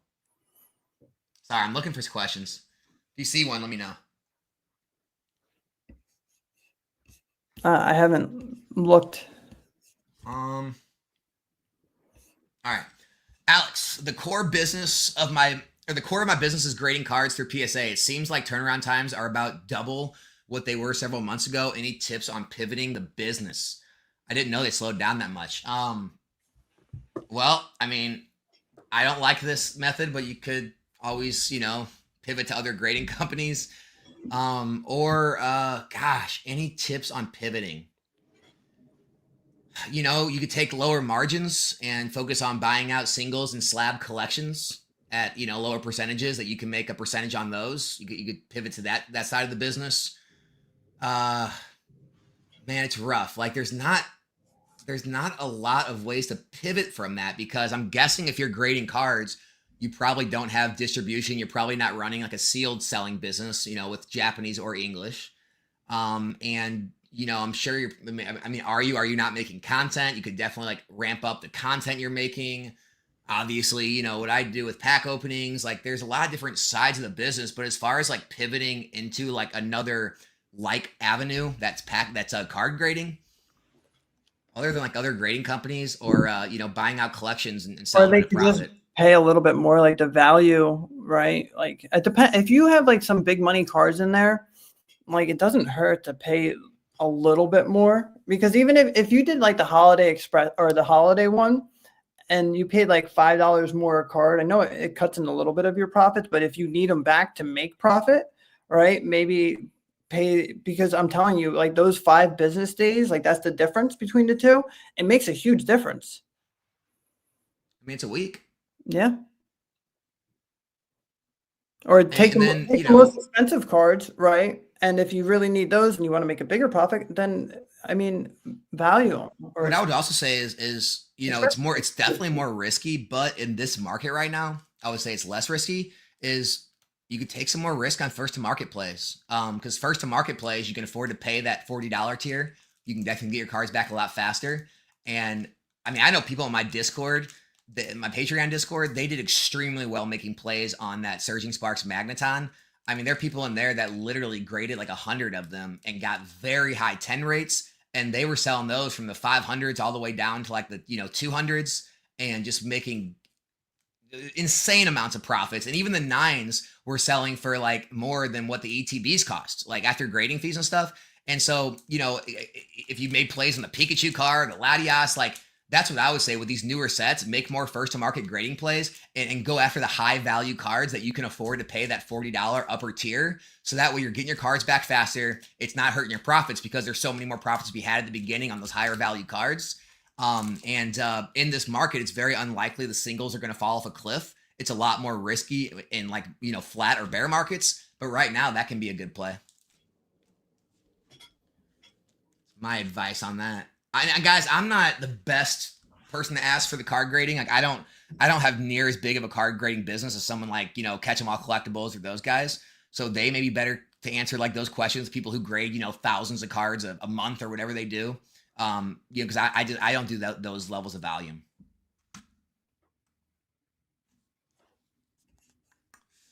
What do you see, dude? What do you see?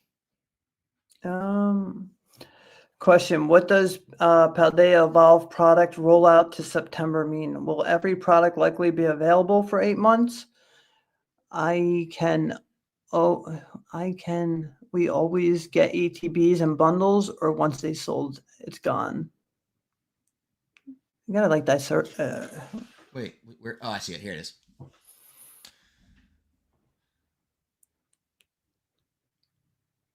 What does PE? Oh, will every product likely be available for 8 months?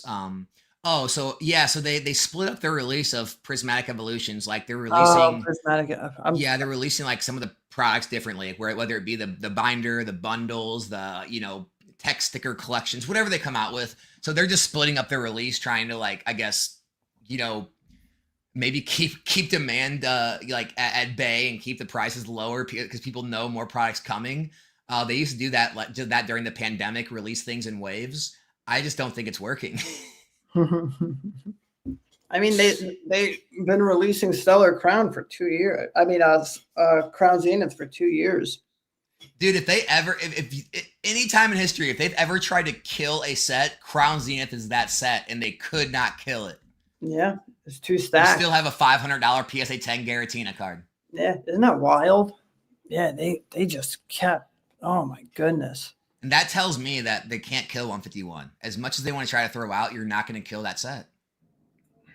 Guys, I mean, I think people aren't realizing that we are creeping up very close to the 2-year mark of Scarlet Violet. Like, it's coming up faster than you realize. And as people know, it gets less and less likely after the 2-year mark to see reprints. After 3 years, it's almost non-existent. I don't think that we've really ever seen that. Maybe once, I don't know, but we're going to get closer and closer to that point on some of these sets, like SV Base, Paldea, 151 will be there pretty quickly, where we're going to be in that 2 to 3 year mark here soon. We're not going to see any more products. And when that comes, when people feel comfortable, we're not going to see any more, you're going to see Fusion Strike level gains. You're going to see Lost Origin level gains on these sets. Like, don't be surprised to see a leg up on these sets in another 1 to 2 years of another 100%. You'll see Paldea at 300-400. You'll see 151 ETBs at freaking 200-300. It's going to happen. It's just a matter of time.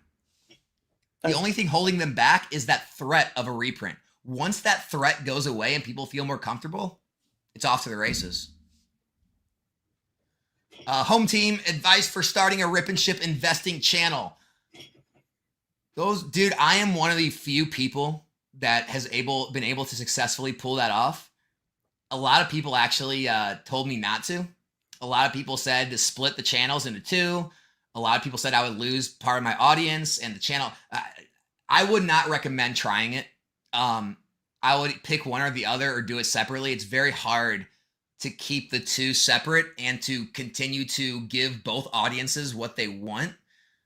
So if you're going to do an investing channel, do that. If you're going to do a rip and ship stream, start off on like one of the platforms because it's easier to find customers. I don't really recommend doing both, man. Like together. Most people they're either like a business, they do rip and ships, they sell, or they make content, or like there's a lot of content creators that have businesses, right? Like obviously Danny Phantom, PokeNE, Catch 'em All Collectibles, but like, making rip and ship content on the same channel as the regular content. I don't know. I don't know if I really think that's going to work out a lot of the times. I kind of got lucky with it. And honestly, I don't like to give myself pats on the back, but I try to manage it very well. I try to make sure I'm giving everyone, kind of what they desire. Plumbing job coming in. I don't know. I tried to answer the best I could. You got any advice, man? What do I don't have anything. Yeah, I know. I tried to give what I could.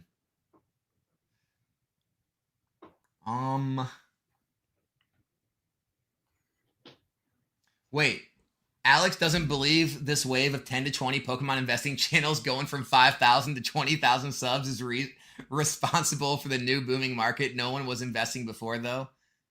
Well, that's not true, Mark. I don't know when you got in the hobby, but there was the same amount of like content boom during 2020, 2021, right? And everyone said no one was investing before that. But again, like people like me and Nick, we were investing before that. There's a lot of people that were investing it from 2015 all the way through 2020. And so it brings more investors to the market. But then when the downturn comes, a lot of people leave the hobby. I think what's happening is people are upset because you're seeing the results of the last 5-10 years of investing, of the people that did get in, and it's getting people angry because they're showing their positions and they think they're the ones like responsible for the market. But in reality, a lot of us bought all this stuff when nobody wanted it. Like I could not have sold you a Chilling Rain box for $100 2.5 years ago. I couldn't have done it. You wouldn't have paid it. You'd be like, I'm not doing that. It's cheaper here. It's cheaper there. And so, look, there's always going to be people thinking that it's all, a channel like mine or people like mine's fault that the hobby's doing what it is. But here's what I always tell people. I did extremely well Pokemon investing from 2015 through 2020, and I never had one channel. And there were very few Pokemon investing channels, right? Rudy, Alpha Investments, he talks about it all the time. His strategy was working on investing in Magic and other products long before he had a Pokemon channel. This has been going on since the beginning of sealed product in collectibles, right? It's had different levels of success throughout the years, but over time, sealed product has risen in value. And so there's always going to be ups and downs. You can point to different factors, the crypto markets, the stock market in general, the, content creation boom, the everything being expensive. But all in all, it's just kind of par for the course, in my opinion. What do you think, Nick? Think it has a real effect? Give me 1 second, buddy. All right, man. It's all right, guys. I'll carry the stream. Plumber's just here to look good anyway. He's the eye candy. I'm trying. I'm actually doing something. He's just casually making a deal for a case of Flash Fire right now. No big deal. He's good. Very, very humble deal from a humble plumber. Yeah, very humble deal. Did it work? I don't know. All right, we're good. What was the question? Right there on screen. All right.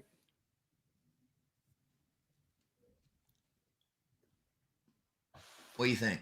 Yeah, it has to. I mean, it definitely helps, right? You have way more eyes because for a while, even Rudy was like, dude, he's like, I'm not getting the views I used to. And then as soon as there's a boom, he's getting a lot of views, right? Yeah, but like what I'm counting on, what I'm like really attacking on this comment though, is the capitalized. No one was investing before though. That's not true. Like if no one was investing, how would we all have these positions? Like I didn't go pay. I didn't go pay market price for everything I have. I've been doing this for years. Yeah. What, he's saying that no one was investing? That's what Mark's I think saying, and I'm just like that's not true. You're just seeing more people enter, but it's not like no one was doing this. Oh, there's a decent amount of people doing this. I mean, dude, when I started my channel, I was being told that this wouldn't work anymore because too many people were doing it and everyone was going to have mountains of Sword and Shield cases in their closets. Yeah. I mean, remember that? Yeah. There's a shit ton of people that have been doing this for a long time. Like not to the scale that, I mean, personally for me, not to the scale I was, but I was always buying one to rip and one to keep sealed, but I was just keeping both of them sealed, but, is submitting to Beckett for Black Label try worth it anymore for long term, since all misses will likely need to be crossed to PSA? On the fence where to send my Japanese Sunbreons. I will say Japanese, you have a better chance because the card quality is better, and also it's not an all or nothing. Pristine 10s, right? Gold labels, they're still usually better than PSA 10s price wise. So it's not like all or nothing with black labels. I think as long as you get a couple black labels, you just have to do the math. Do the math on what PSA 10s are worth. Do the math on what pristines and black labels are worth and 9.5s. Kind of run some models and see. Guys, here's the thing.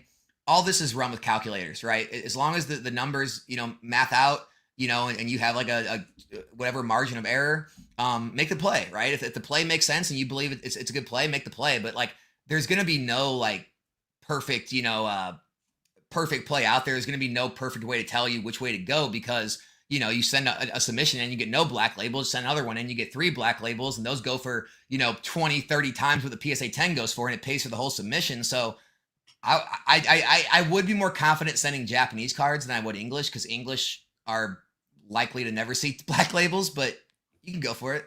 Yeah, I mean, there's like I don't know. This is what some people say. If you pay the higher tier, right, you'll have a better chance at a black label. Because Yes. I've seen people pay the higher tier and hit the black label, right? And like I one time I sent the normal tier, it got a 10, and then I cracked it, resent it, and then bam, because I knew it was a 10. And then I at that time I didn't know that you could review the grade. Like I would have never cracked it, right? Because they're a pain in the ass to crack.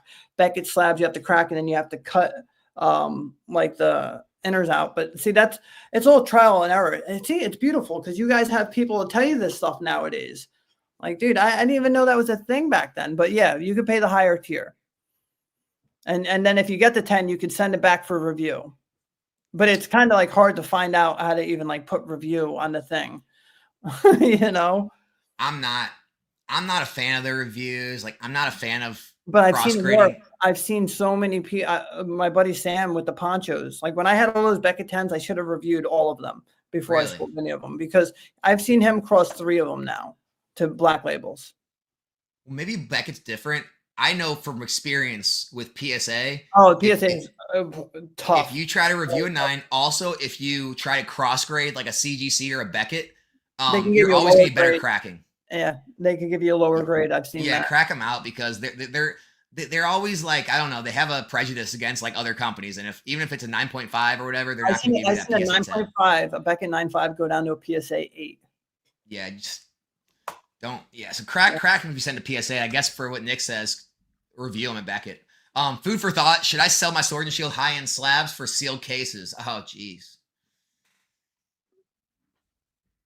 Man, here's the thing. The way I view sealed and singles, I view singles like cryptocurrencies or single stocks. I do, or single stocks, and I view cases like mutual funds or indexes. A sealed product is going to be a slower, steady growth over time. Sometimes you'll go through times like now where Fusion and Lost are going to the moon and stuff, but normally it's going to be a slower, steadier growth, less crazy ups and downs. Singles and slabs, man, they're going to be crazy ups and crazy downs. When you're down, you're going to be down worse than sealed. When you're up, you're going to be up way more than sealed. And it's kind of like cryptos or single stocks. Like right now, you're going to pump better than anything else out there. But on the downturns, you're going to see bigger downturns than anything else out there. So it's really about your risk tolerance, in my opinion.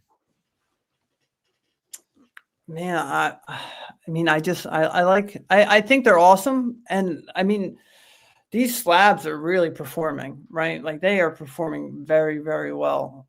And we sold all of ours, Yeah. all of our alt arts near the top of the market last time. Yep. And now it's like, hold my beer. We're going to create. Everything's higher than when we sold. Yeah. Way higher. Way higher. Look at the Moonbryon right now. It will not stop. Yeah, I think I sold my 10 Moonbryons. God, I know I sold one to Jesse, Hands of Hobbyist. I think it was 1,500. I think it was like 1,500 when I sold mine.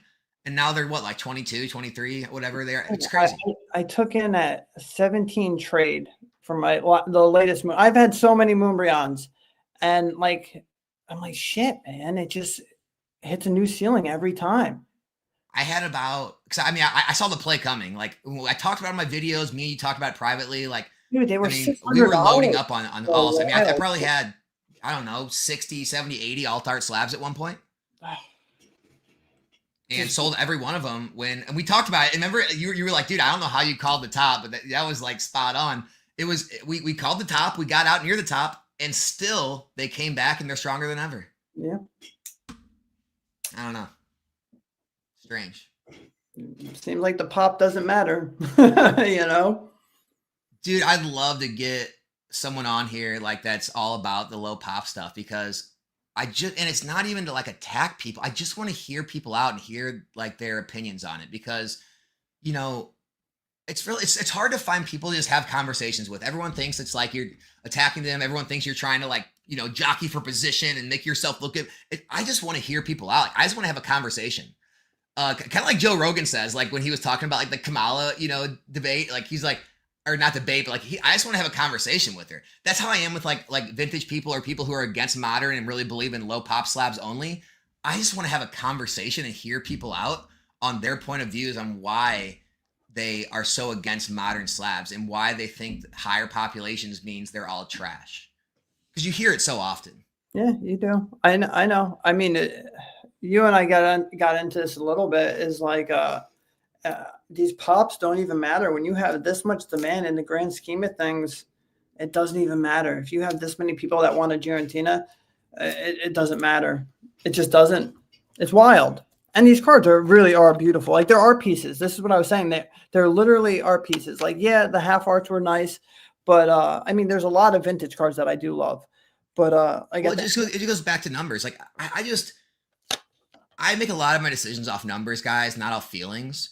And so it's like if I know the card is 100 population, I try to make guesses on how many people I think out there. Let's just like, again, arbitrary numbers. Say 10,000 people in the hobby want that 100 population card, right? There's 1% of those to go around, right? Only 1% of that 10,000 can actually own that card. Well, for that to be the same truth for modern, let's say there's 15,000 Umbreons. Okay, well that would mean, what is that? Is that 150? Yeah, that would mean 100. There would only need to be 150,000 people that want that card for 1% of people to be able to own it, right? In my opinion, I think there's millions of people that want to own that card. And if I think that means the ratio of those in existence is actually less than the ratio of those vintage cards in existence compared to the demand for those. So that's why the price goes up. And I think people don't really like take the time to really go through that in their head or go through the numbers. They just see high numbers and they think, oh, it's got to be overpriced. It's this much more than this old card. Doesn't make sense. And it's like, but does it? Yeah, I mean, see, it's tough because a lot of people have nostalgia already for like the newer stuff, right? But back then, not everyone opened EX era, right? Like a lot of people when they got into this, whether it was the last boom or this boom, EX packs are super expensive. So like, yes, even though it's lower pop, they're like not like, oh, I need to have that card. Like a lot of people were opening Evolving Skies and they're like, I need that Moonbreon. I need that Moonbreon. And I just feel like you just have so much more of a demand nowadays for the modern stuff. Don't get me wrong. I love my vintage. I've always loved my vintage, right? It just times are very different, man. And you can't hate on it anymore because it's proving itself time and time again. That card has how many copies and it's well over $2,000 now, just like that instantly. It's actually kind of crazy. And everybody knows what a Moonbreon is. Everybody. Here's a hot take, and it's all caps, so we got to throw it out there. Idiots buying cars to sell are the mark. More greedy adults trying to get rich doing nothing, and barely any kids or players opening products. The only product I see open are on streams by hoarders. Ask my kids that. You could answer that, jerk off. Oh, man. Guys, I said in a recent video, the stronger this market gets and the more it continues like this, you're going to have more and more people unhappy because the have-nots are always going to be mad at the people who have. And then when things are cheap and nobody wants them, these kind of people, right, they leave. They're nowhere to be found. They're not the ones, saying that like, go support these local card shops who are trying to make a buck and trying to survive. They're only mad at the card shops and the people who sell and grade cards to sell. They're only mad at those people when they're making good money. When everything's down and liquidity's low and demand's low and everything's cheap, these people disappear. That's what you have to understand about this hobby. So it's just, you just got to drown out that BS, man. When there's demand, you have to have someone to sell the products that people demand. It's as simple as that. There's nothing more to it. There's nothing nefarious going on. It's the open market, the free market.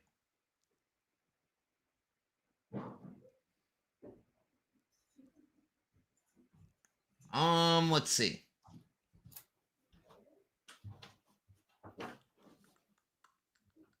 All right, L Dubs, what's up, dude? Do we think SV 1 through 5 could be a good chance to at being the sets that don't get reprinted or much of a reprint? They seem likely the lowest priority and current demand may not get any more. Yeah, I mean, especially after seeing, well, first of all, Scarlet Violet Base technically got a reprint directly, like almost right after it got released. So SV Base did get a reprint technically, but a long time ago. Yeah, Paldea got that restock. Obsidian Flames got that restock. Those could be the last of them. Paradox and Temporal, it's possible those have probably a higher probability of reprints than the first three. But the thing is, the further we get in this era, guys, please listen when I say this.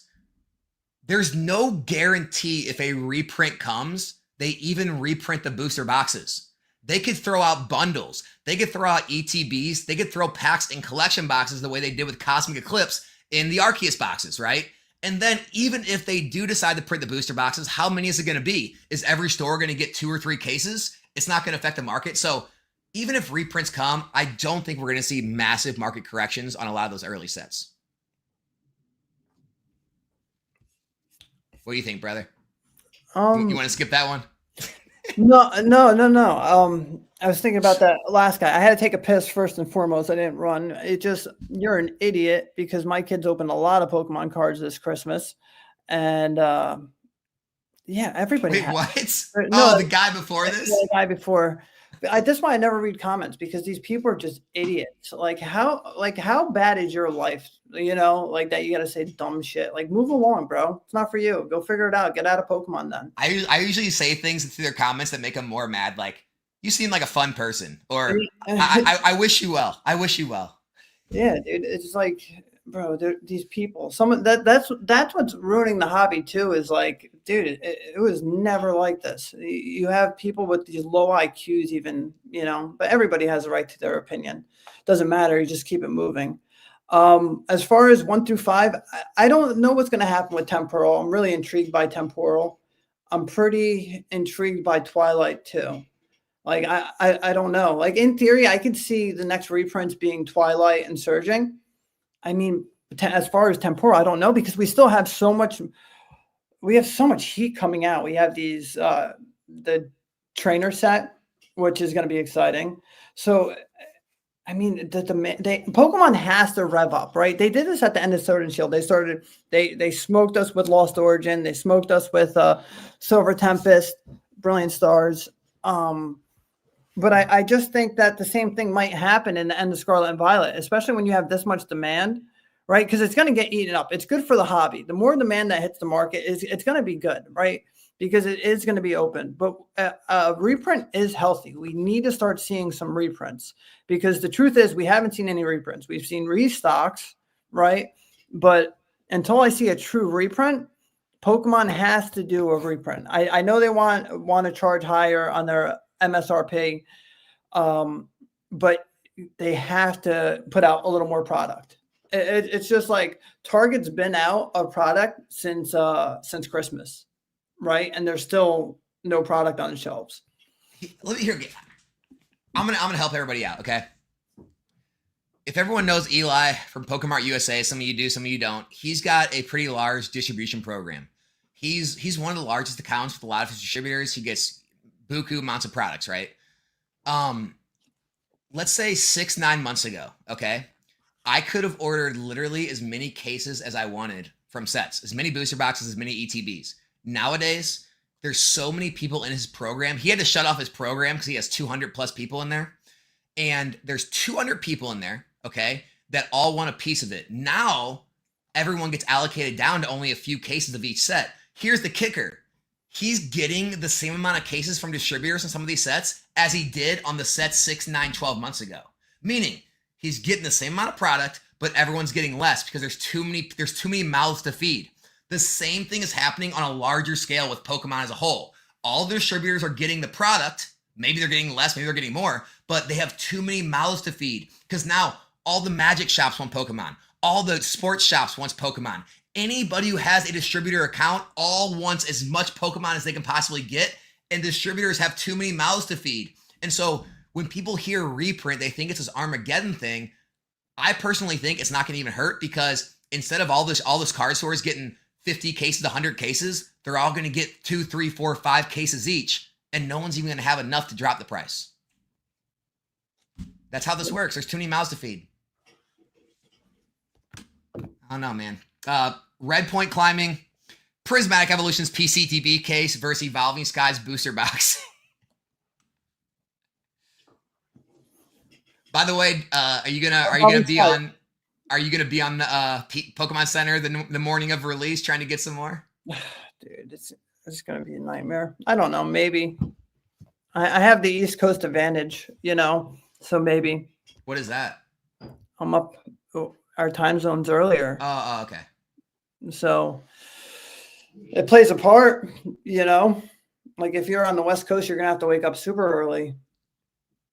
So True. yeah, we'll see what happens. I mean, it doesn't hurt to try. I'm not gonna sit here and say I'm not gonna try. I'm absolutely gonna try, but I'm still going with Evolving Skies. Like Prismatic is awesome. I think I cracked so much terrestrial. It's fantastic. I think the set's amazing, but I'm still going with Evolving Skies. Yeah, I mean, I think these PCTBs are going to eventually run into a bit of a cap, the same way that like a lot of the Sun and Moon and XY regular ETBs kind of, and even the black and white ones, they reach like astronomical price points. They haven't grown at the same rate as a lot of the booster boxes have recently, because they become a one-dimensional play, right? Those boxes are nothing more than a collection piece at that point.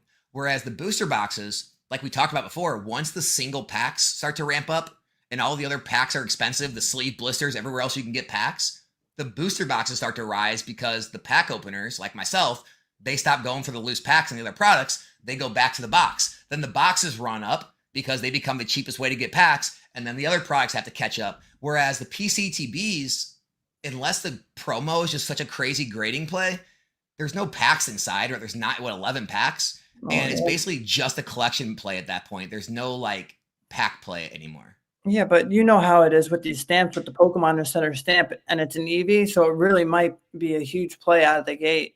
I mean, the market. It's going to be, absolutely. Yeah.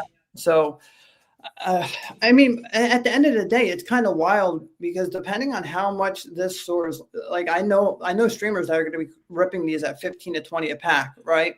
So why not just open the? Wait, did you say are gonna be or are? They're gonna be charging. Okay. I was gonna say, people that have it already. Oh, there are people that have it already, and they're charging even more of a premium. It's wild, but you can literally open Evolving Skies that's been out for how many years at the same price as a new set. That doesn't make sense, right? Like, doesn't make sense. Well, I think there's like pre-sales. Maybe I saw like a post. I think there's like a pre-sale for the new Moonbryon, the new Umbreon, for like as much as a Moonbryon On eBay. I don't know. Someone posted like I think it was like a. When you check it out, what's that? see if it's on eBay. Yeah, it's like, what are we doing here, people? It's wild. I guess it's an EX, right? Yeah, Umbreon EX. All right, so it's going to be a SIR. See if I can find it. And who knows? It could have just been a post. I was just scrolling through and saw it, and I just like shook my head like this can't be legitimate, Who's paying, all this money for a card? One, it's not even out yet, and two, that's for a brand new set. I can't find it on eBay. No, they're all Japanese. Yeah, someone said it was on eBay earlier. Maybe it's sold. This is freaking crazy, man. Maybe it's sold. Hold on, I'm going to sold listings. Hold on. And it's sold at a price of a Moonbryon? I mean, it's just wild because no one ever learns their lessons. Like, guys, when a card comes out and it's a chase card, just wait until release. It will drop 50% every time. Every time. You mean the Pikachu is not going to 5,000? Oh my goodness. What do you mean? I bought that for $3,000, dude. What the hell? It honestly could. They said, will reverse Master Balls give us the deepest English set in history in terms of total set value? I mean, depending what the Moonbryon or the Sunbryon, whatever it's called, goes for, and then you have all the reverses. Yeah, it definitely can, because those reverses add up. Because look at Japanese 151 with all the Master Balls. Yeah, hey, your average player, I'm going to kick this question to Pokey Plumber because he's got a lot more, I would say, knowledge and past relationships with the ponchos. I don't really play in those markets. I don't play in the high-end graded or high-end sealed markets like that. It's too risky. I don't like the swings, and I don't like Guys, I am super conservative, and that sounds crazy, investing large amounts of money in collectibles. But just like me and Nick were talking about, I even don't like to get into boxes when they're already $400, $500, $600, right?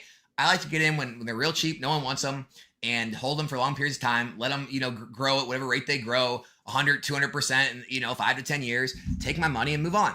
And so, for the ponchos, Nick, take it away, brother.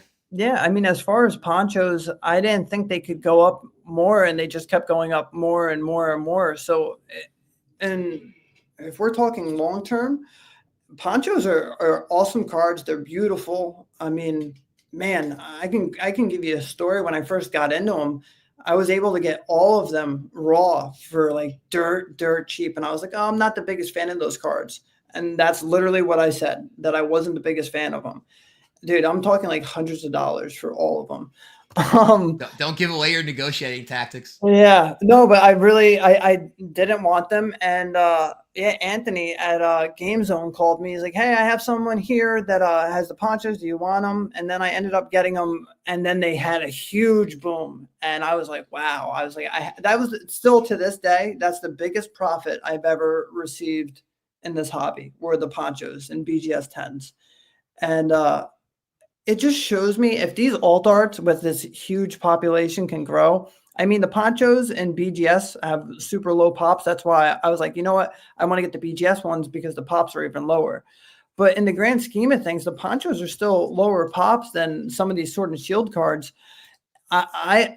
Everything's proving to me that in a bull market, these numbers can keep growing and growing and growing, right? Like, I'm even shocked by some of the prices of these things.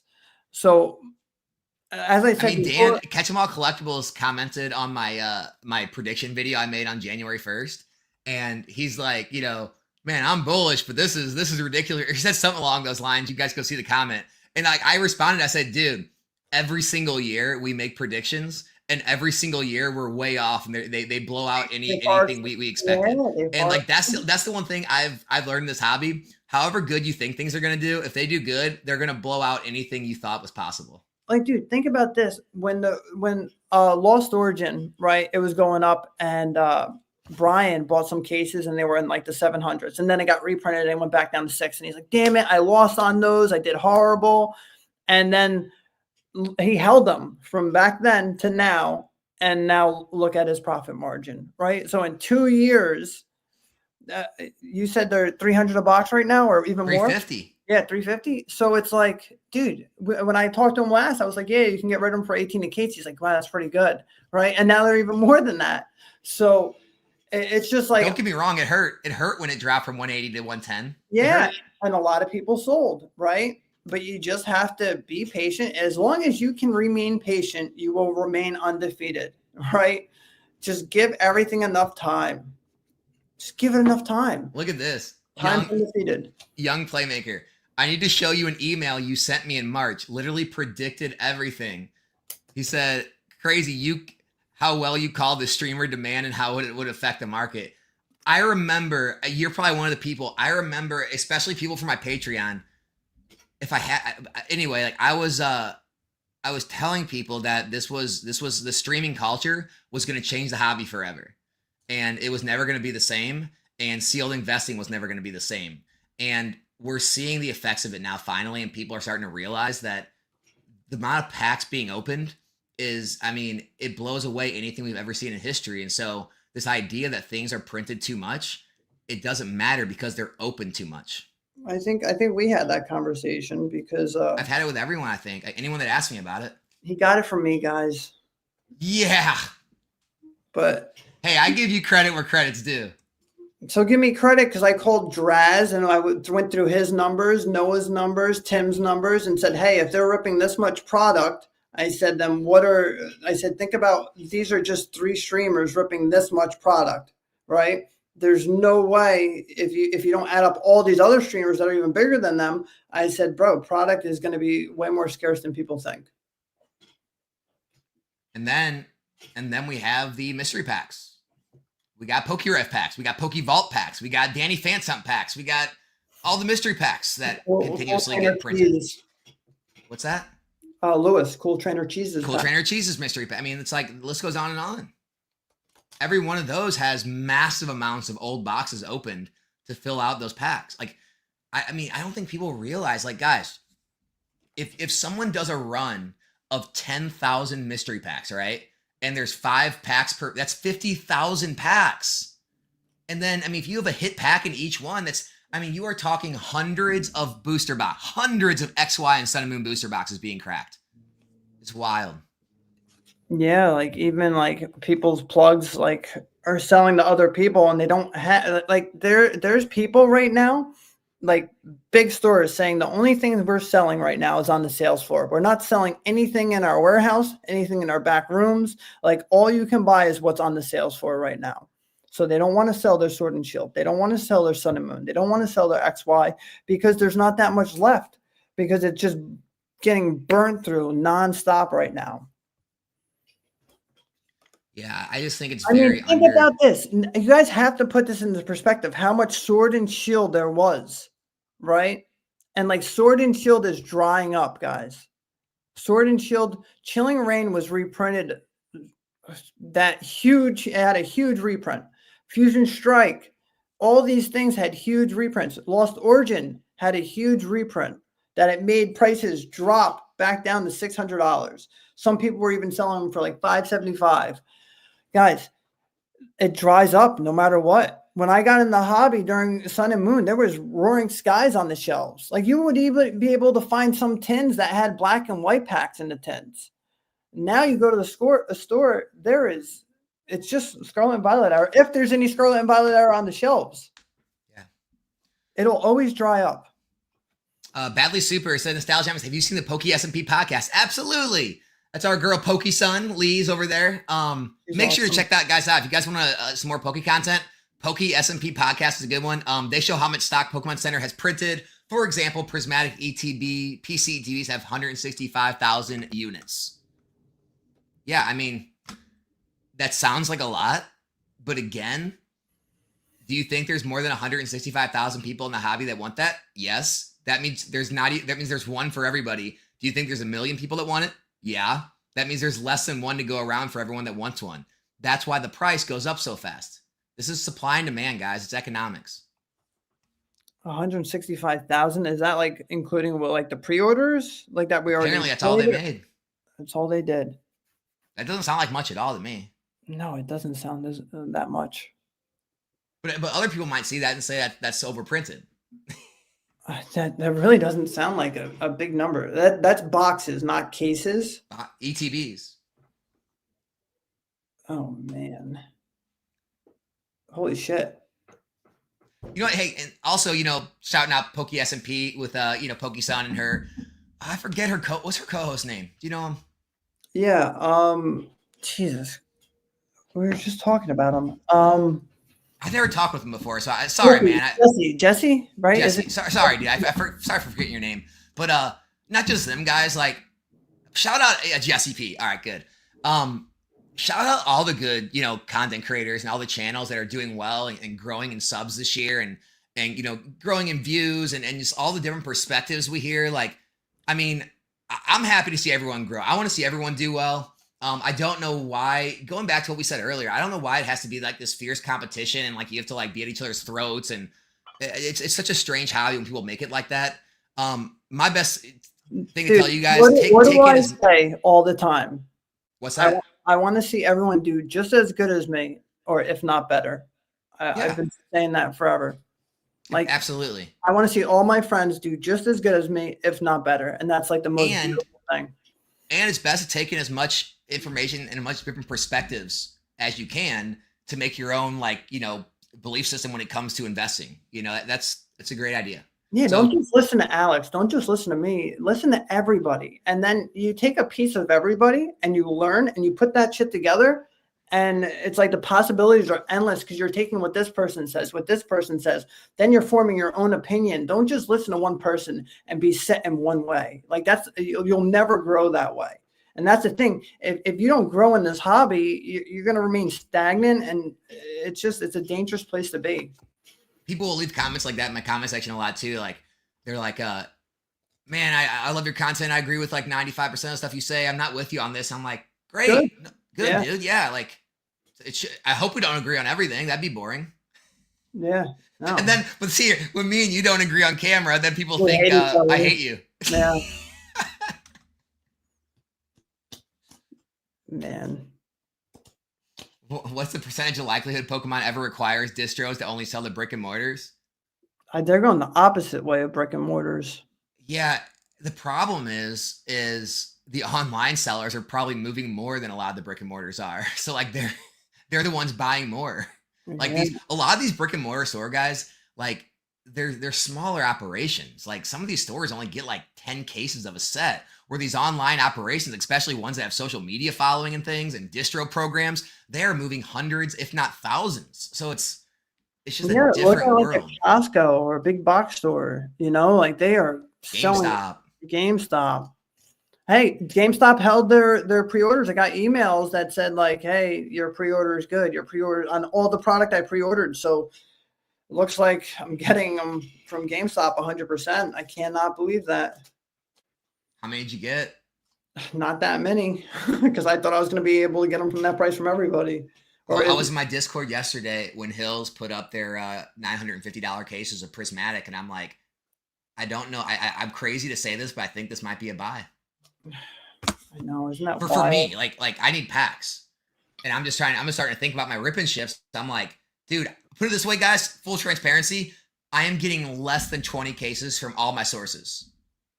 Everything combined, my own distributor, my Eli's program I'm in, other pre-orders I put in, I am getting less than 20 cases of ETBs. I'm getting other products. I'm getting some of the other products, but guys, if you do the math, right, 90 packs per case, right, times let's just say 20 to make it easy math, right? What is that, like 1,800 packs? Yeah, 1,800 packs. There's a good chance that's going to last me like, I don't know, 2 weeks, maybe 2 weeks. I mean, I'm worried. I'm panicking over here. How many packs did you say it was? 1,800. I'm getting less than 1,800 right now. That is literally 1,800.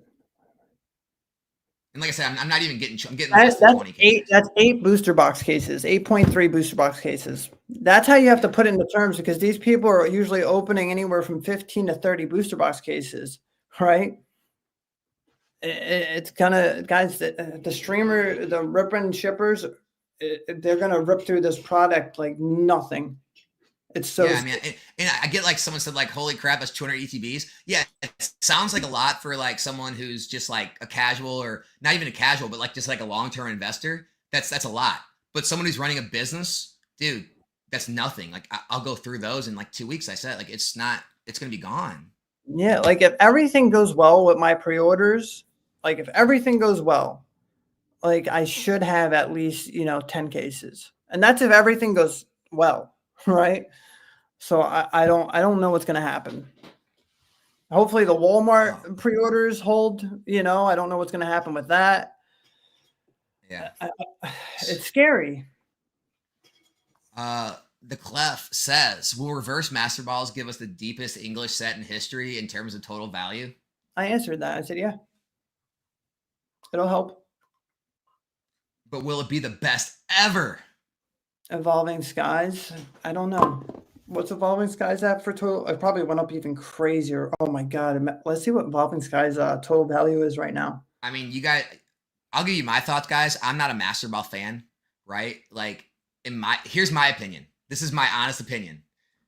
If you are gonna go after I'm gonna talk positively about vintage. Guys, clip this. Alex is talking positive about vintage. If you're really gonna chase Master Balls, why don't you go chase vintage cards, right? It's the same half art Pokemon card. It's rare. Go chase vintage cards. Not available. Yo! We got Collector app in here gifting 150 memberships. 200 memberships. Dude, like a fourth of the chat has a membership now. They're all going to have green names. Collector app. You guys were here on the freaking Moonbryon break. You're back. Honestly, you guys are way too kind. Really appreciate the support. Guys, make sure to download Collector app if you haven't yet. If you're looking for a place to track your investments, track your collection, makes it really easy to add it all in there. You can track the total amount up and down every day. It's got nice charts and let you know how everything's performing. App Store, Google Play Store. Go download Collector app. Always shout out the boys over there. What are you looking at, man? You're looking for something. My master balls. I have a huge grading submission right here that I'm about to send. Okay. But, I mean, how do you feel about what I just said though? I mean, I like master balls. If you're looking for like half art, like scarce rare cards, why not go collect vintage? I go get reverse EXs. Yeah, why not go collect the vintage ones, like reverse, Skyridge? I mean, no, like the reverse, like the Deoxys that have the stamp on them. Like the fire red leaf green that have the stamp. Like those honestly, I would do that over trying to chase all these master balls.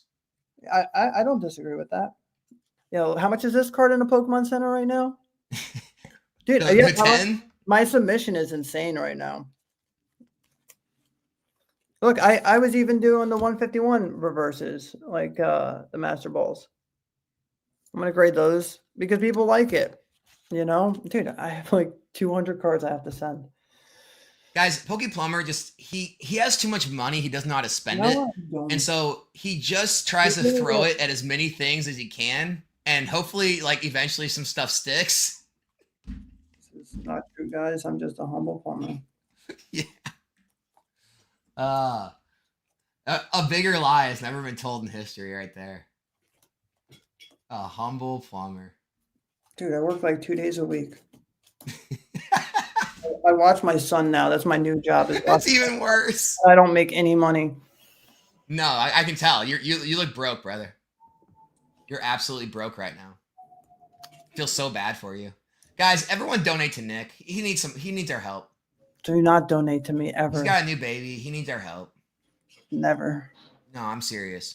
Guys, we got to hold on. I got to scroll down. I'm sorry if I'm scrolling past your questions. We got to take all this wild. All right, first of all, Collector app. You guys are OG. You guys are goated. You guys are the goated supporter of Nostalgianomics. Truly appreciate all the gifted memberships. 200. We've got super chats rolling in like crazy all of a sudden. Collector app. We got to witness it live. You guys were there. They were there in the height of it. We had like almost 500 people live when I pulled the Moonbryon. Couldn't have asked for a better circumstance. That was awesome. Hey, Collector's app. I'm going to actually, for the first time ever, I'm going to put in my whole inventory because I'm really curious. I want to see where it's at. So I'll be filling out my Collector's app because I have so many people wanting to buy my cases. I'm like, I don't know how many I have. I don't know. Hold on. I got a question. Collector app. Do you guys actually go into the 9 figures? Oh, Jesus Christ. You guys, I'm asking for a friend.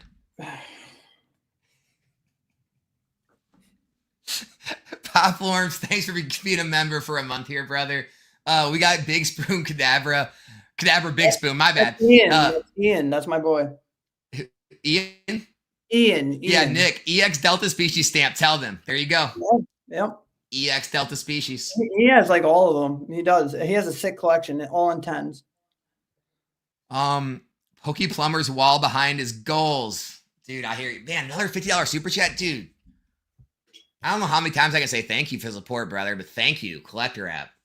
Yeah, Nick's wall is the only thing that it doesn't compete. I like Nick's wall better.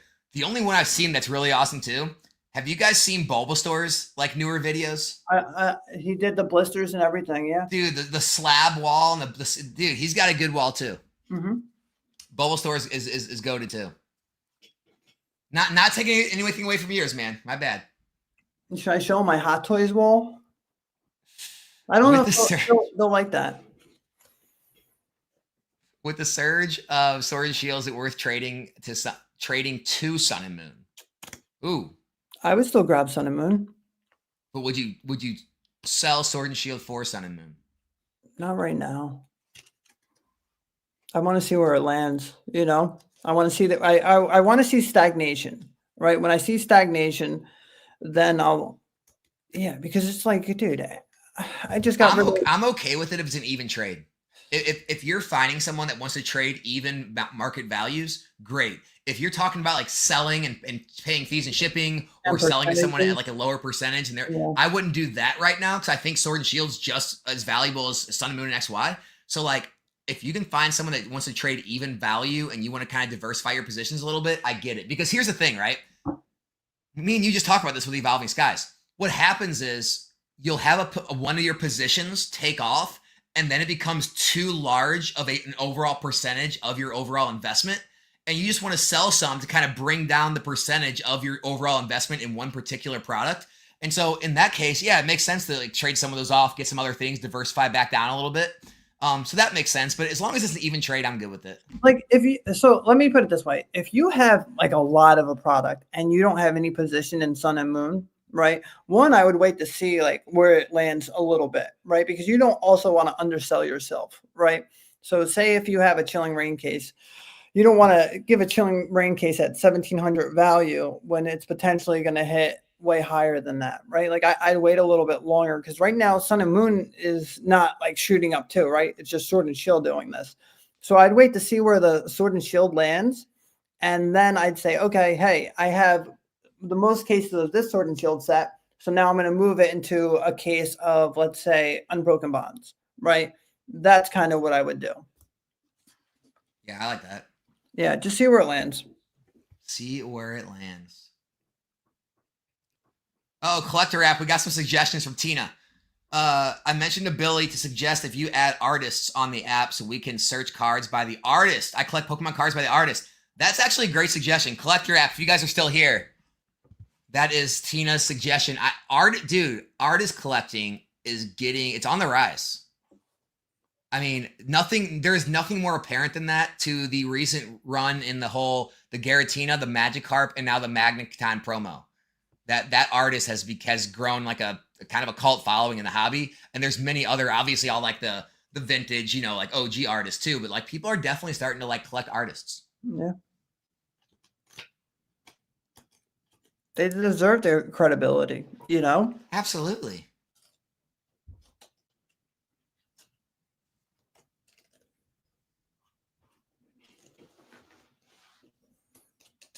What do you want to take here? What are we taking? Hold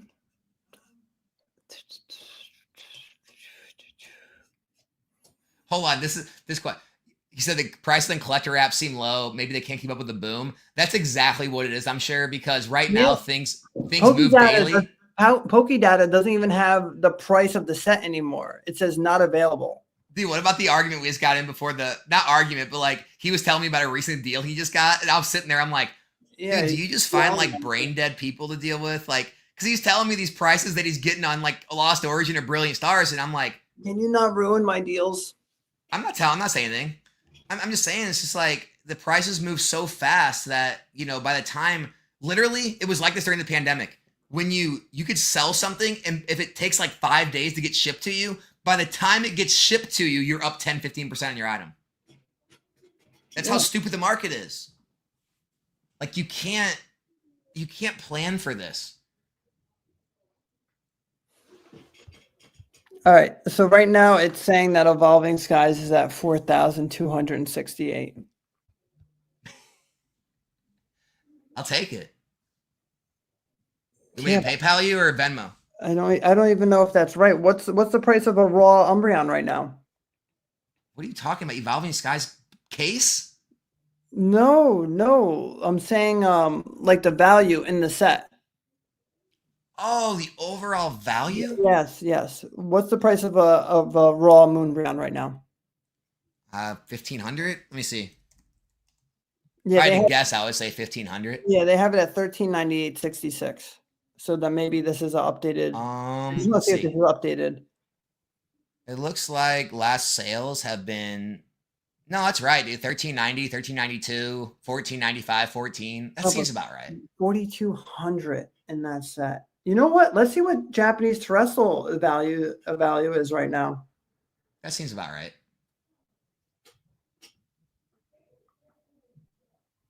Oh, collector app heard it. Said Tina, I like it. Let me check with Billy. I love the idea. There you go, guys. We are making On Nostalgianomics, we are making updates to the collector app as we speak. How about that? So guys, when you see that feature pop up in the future, just remember this stream. This is where the idea came from. Tina gets credit. There she is. Tina's getting credit for that one.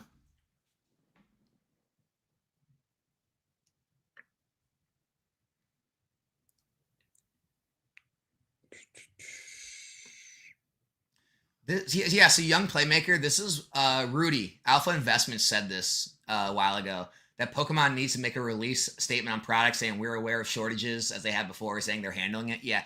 Like, yeah, they haven't done that this time. No.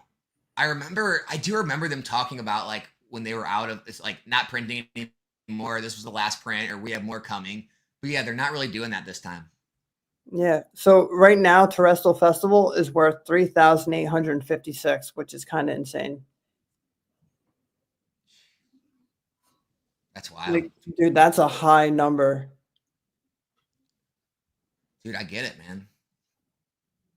That is. I mean, I've literally seen these art auctions where people like sold trash and it sold for a lot of money. So I get it. I get it.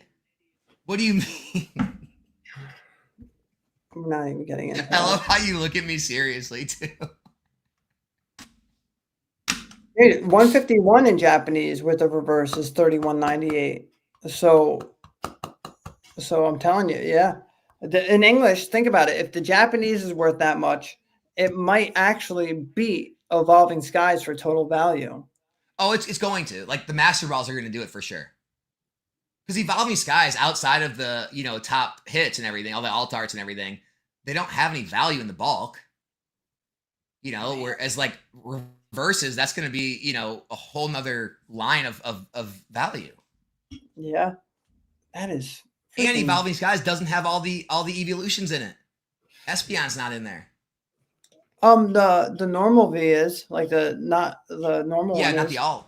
No, not the alt. Yeah, VMAX. So it's like I don't know. We'll see. I think it might beat it. Don's got a question. Don, what is up, my man? If you and Nick could only invest in one set from 2025, what would it be? That's a great question. You pick one set right now, dude. From 2025. I mean, there's only one set. Like for this year? No, like okay. Oh, from 2025. Yeah, there's only. I thought he meant like right now at current market. I mean, there's only Terrestrial or Prismatic. So, yeah, well, I mean, let's take into account the other ones that are announced. I guess Battle Partners, Team Rocket.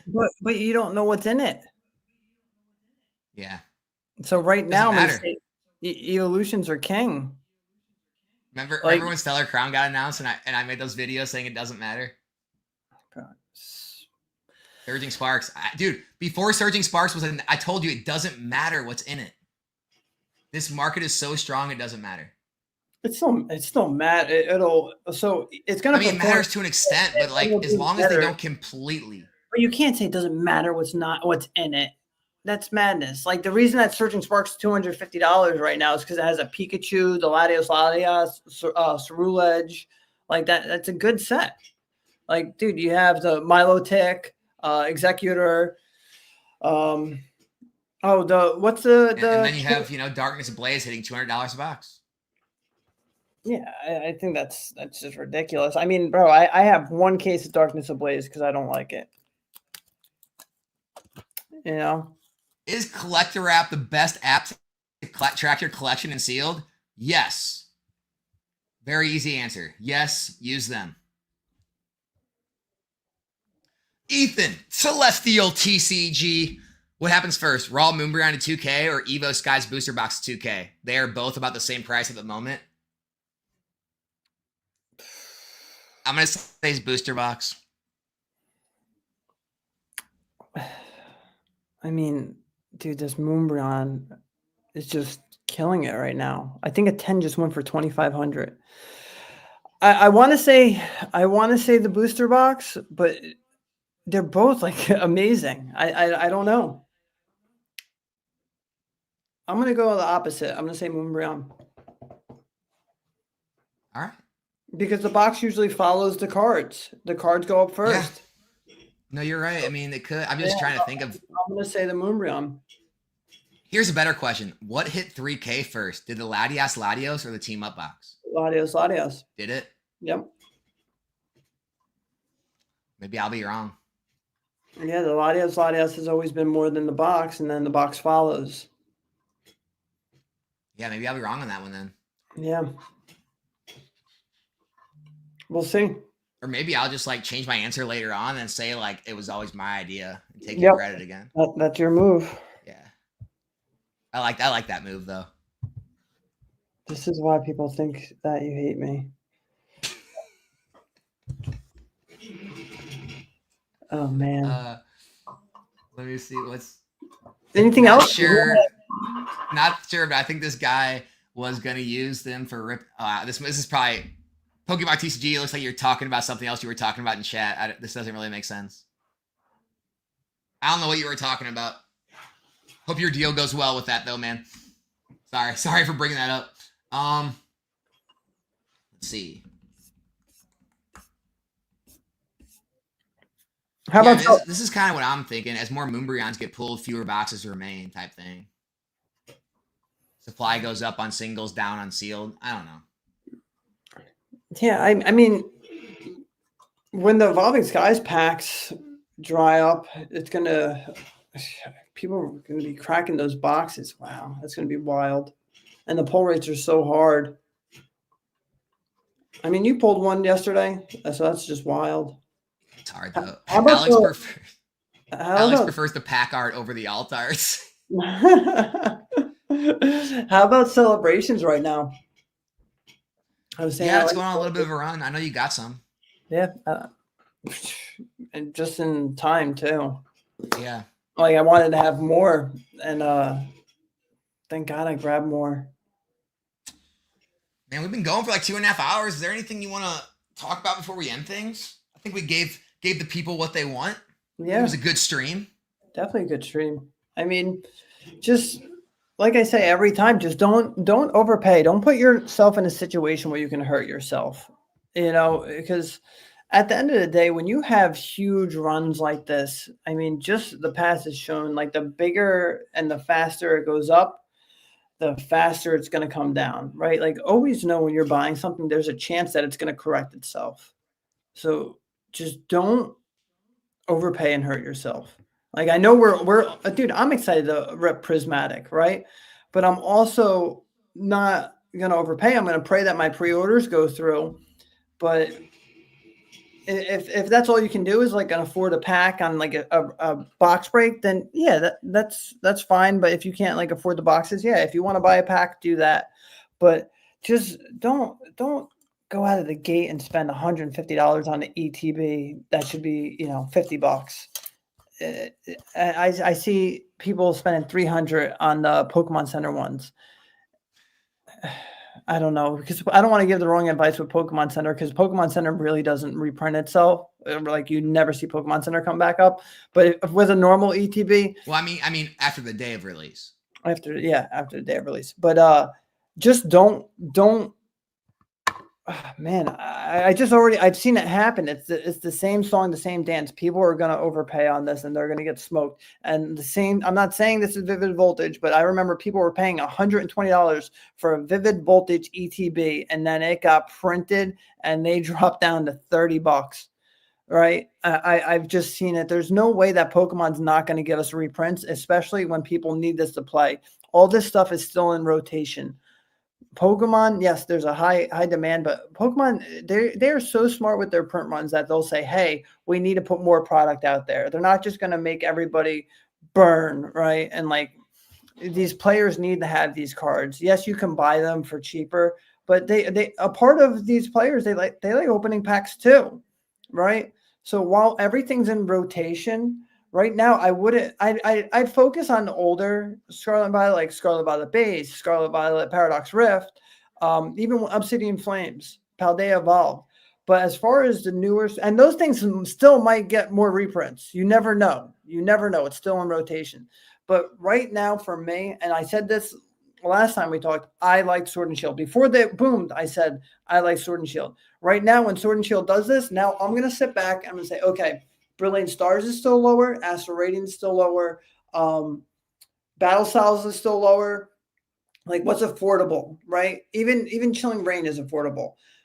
Like, I'd be focusing on those, and that's personally me. I mean, I have enough Lost Origin, so I'm not going over there. But if you don't have any positions on these, yes, don't be afraid to spend the $300 on the Lost Origin.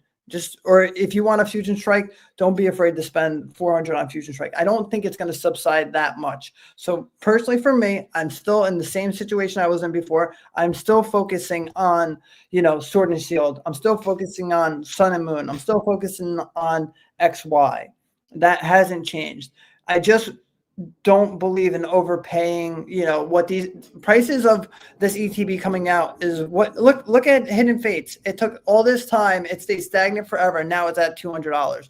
If Prismatic comes out and hits $200, I would not even come close to paying $200 for that, right? At least with Hidden Fates, we know we're not going to get more of that.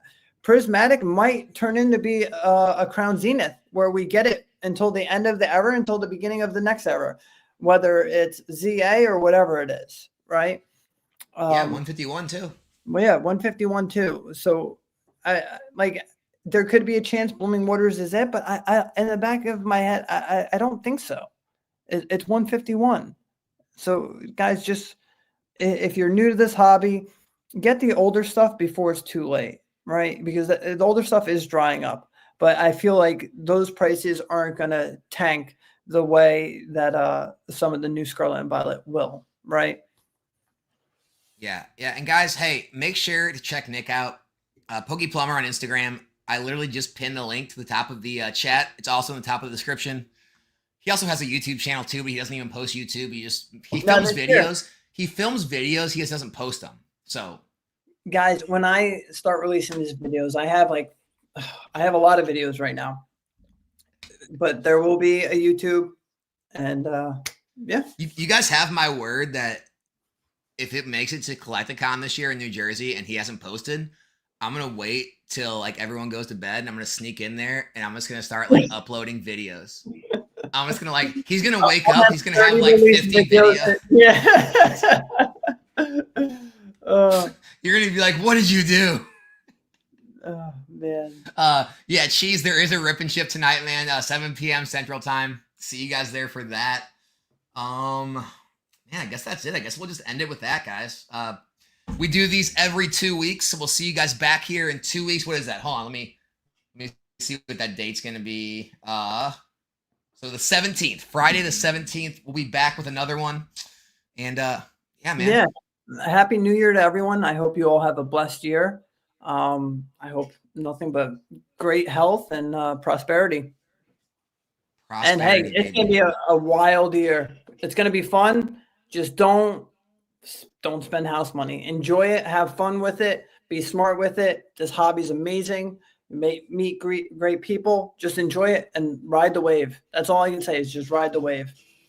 Yeah, I will say one more thing. The house money thing, when you're looking around at this hobby and you see people like what Nick has behind him, or anyone like what anyone has, you have to remember a lot of the times, most of the time, people have been in the hobby for years and years, and they've slowly, methodically built that with extra income, profits here and there. Their collection is appreciated. So then you look at it, you're like, dude, you got tens of thousands or hundreds of thousands behind you. It's just yeah, but when you break that down over 10 years and then you break down what you actually paid for it and how much it's appreciated that you didn't pay for it, it looks a lot less. And so don't try to catch up all at once. If you just start small, do what you can afford, let it build over time, you'll get there. You'll get there the same way. Yeah, guys, I paid $110 for my Ultra Prism. So it's for at least the first two, and then everything else I paid as it went on. But the first box of everything was very cheap. Yeah, trying to do how do you eat an elephant, man? One bite at a time. Yeah, that's it. All right, guys, we are out. See you guys back here next time. Later.